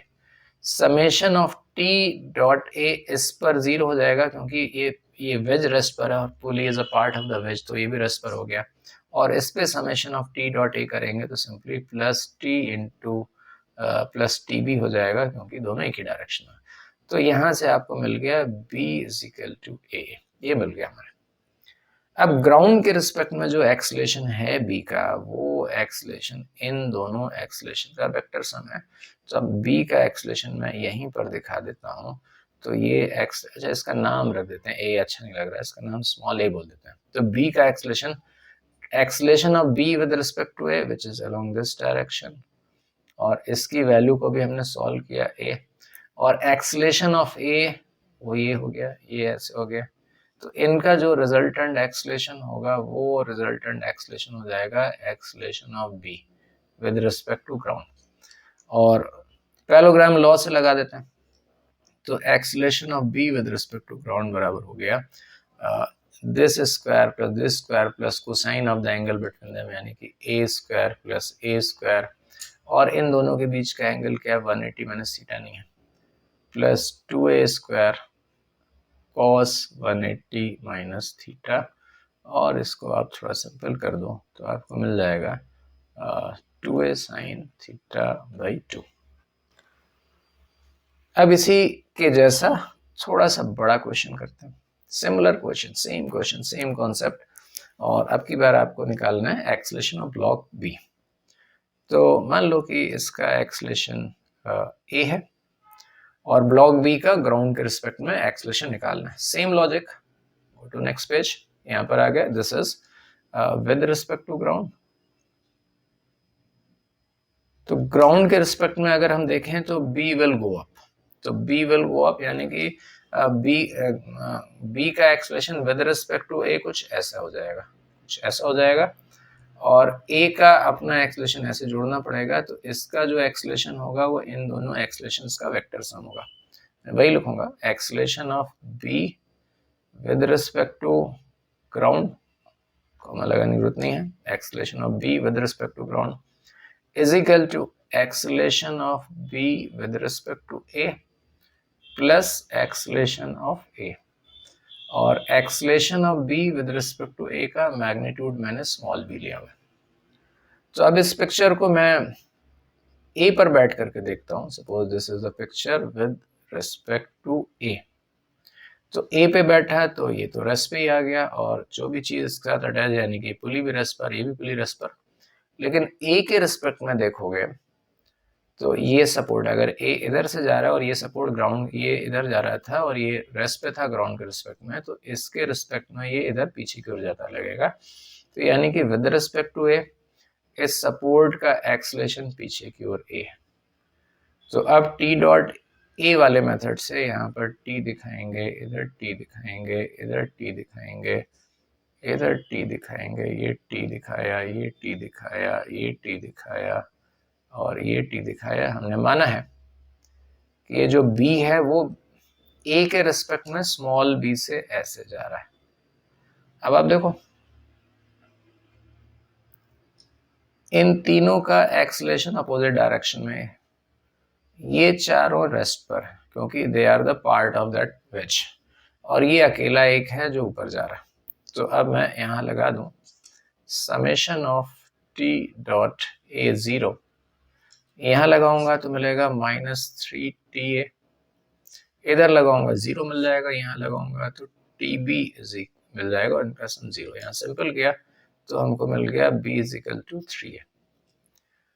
तो ग्राउंड के रिस्पेक्ट में इसका जो एक्सलेशन होगा, इन एक्सलेशंस का वेक्टर सम, यानी कि इनका वेक्टर सम ऐसे करेंगे तो acceleration of B with respect to ground would be something like this, ये हो जाएगा एक्सलेशन ऑफ बी, और ये एंगल है थीटा। तो पैरेललोग्राम लॉ लगाते हुए मैं लिखूंगा acceleration of B is equal to A square plus small B which is 3a का whole square plus 2 into a into 3a into cosine of angle between them, और simplification से हमको मिल जाएगा a and that is how much 10, and that will be much 6 cos theta. तो ये b का expression मिल गया. Now the last question for this video, and this is the best question of this video. It has again both thing, string constant, wedge constant, both will be involved here. तो इस question में veg ए चल रहा है, veg B ए के respect में चल रहा है. वेलोसिटी दी गई है हमको, ब्लॉक सी की वेलोसिटी के हॉरिजॉन्टल एंड वर्टिकल कंपोनेंट निकालने. तो जैसा दिया है क्वेश्चन में, ए की वेलोसिटी जो है वो राइट साइड में 10 मीटर पर सेकंड है, कुछ ऐसे. बी की वेलोसिटी ए के रिस्पेक्ट में दे रखी. ए के रिस्पेक्ट में वेलोसिटी कुछ ऐसी है, 5 मीटर पर second along the incline downward direction. तो इसके अगर मैं हॉरिजॉन्टल एंड वर्टिकल कंपोनेंट कर लूं, तो ये एंगल दिया हुआ है 37, तो ये 4 हो जाएगा और ये 3 हो जाएगा. लेकिन ये वेलोसिटी जो है वो विद रिस्पेक्ट टू ए है. तो ग्राउंड के रिस्पेक्ट में अगर आप देखो, तो बी ग्राउंड के रिस्पेक्ट में देखेंगे तो बी की वेलोसिटी जोड़नी पड़ेगी. तो ए की वेलोसिटी जोड़नी पड़ेगी. ए की एक्चुअल वेलोसिटी इधर 10 थी और बी की एक्चुअल वेलोसिटी निकालने के लिए पहले बी का हमने ए के रिस्पेक्ट में वेलोसिटी निकाला. इधर 4 है और इधर 3 है, और इसमें हमको 10 और जोड़ना पड़ेगा. यानी कि इसकी जो वेलोसिटी आएगी वो वेलोसिटी इधर 14 हो जाएगी हॉरिजॉन्टल में, और वर्टिकल डाउनवर्ड में 3 हो जाएगी. अब इसको मैं नेक्स्ट पेज पे ले चलता हूँ. तो अभी जो हमने समझा वो ये समझा कि इसकी वेलोसिटी का हॉरिजॉन्टल कंपोनेंट आ गया 10 + 4 14 मीटर पर सेकंड, और वर्टिकल कंपोनेंट है 3 मीटर पर सेकंड, और ये वेलोसिटी पूरी की पूरी हॉरिजॉन्टल है. ऑब्वियसली सरफेस के अलोंग है, और ये वेलोसिटी है 10 मीटर पर सेकंड. ये हमारा x है और ये y. मुझे ब्लॉक सी की y को चाहो तो नीचे ले लो, मैग्नीट्यूड ही निकालना है. y को नीचे ले लेते हैं, हॉरिजॉन्टल वर्टिकल बोला है, y वर्टिकल. तो c की वेलोसिटी का x कंपोनेंट को बोल देते हैं इससे vx. c की वेलोसिटी का x कंपोनेंट को बोल देते हैं vx, और y कंपोनेंट को बोल देते हैं vy. अब देखो हमें ये vx vy निकालना. First of all vx straightforward, इसमें और इसमें वेज कांस्टेंट लगा. This is a common contact surface, और ये कॉन्टैक्ट सरफेस का नॉर्मल. तो normal to contact surface component of velocity should be same. So it means 14 should be equal to vx. तो एक चीज तो हमको मिल गया, vx is equal to 14 number 1. अब vy निकालने के लिए मैं summation of t dot v को 0 करूंगा. तो रस्सी मैंने चूज किया. तो ये स्ट्रिंग है, इस स्ट्रिंग के अलग अलग पॉइंट पर टेंशन दिखा देना. ये t है, इधर t है, इधर t है, इधर t है, ये t, ये t. तो I am going to use summation of t dot v 0. Summation of t dot v करेंगे तो इस पॉइंट पे t डॉट v की वैल्यू मिल जाएगी आपको t × 10. ये पॉइंट तो रुका हुआ है, रेस्ट पर है. तो यहाँ पर summation of t dot v तो आ गया 0, और यहाँ पर summation of t dot v करोगे c पॉइंट पर, इस पॉइंट पर, तो मिलेगा आपको -t × vy. अब बच गया इस पुली पे. इस पुली में थोड़ा सा वर्कआउट करना पड़ेगा हमें. तो इस पुली को अगर आप ध्यान से देखो, this pulley is a part of the wedge B. तो जो वेज बी की वेलोसिटी है वही इस पुली की वेलोसिटी. 2 डायग्राम बना रहा हूँ, तो एक डायग्राम तो मैं इनके वेलोसिटी का बना देता हूँ. तो इस पुली की वेलोसिटी है इस डायरेक्शन में 14 है, और इधर कितनी है, इधर है 3. यूनिट नहीं लिख रहा हूँ ताकि क्राउड ना हो जाए. और इस पुली का अगर एक्सेलेरेशन के बारे में सोचें, अच्छा लिख देते हैं ताकि आपको समझ में आ जाए बात कर. ये वेलोसिटी लिख दिया, ये लिख दिया. अब इस पुली पर टेंशन दिखाना है.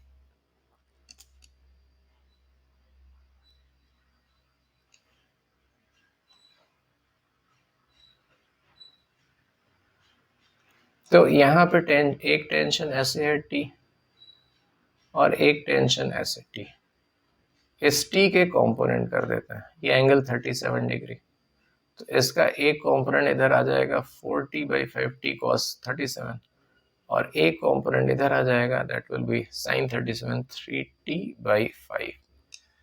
अब आप देखो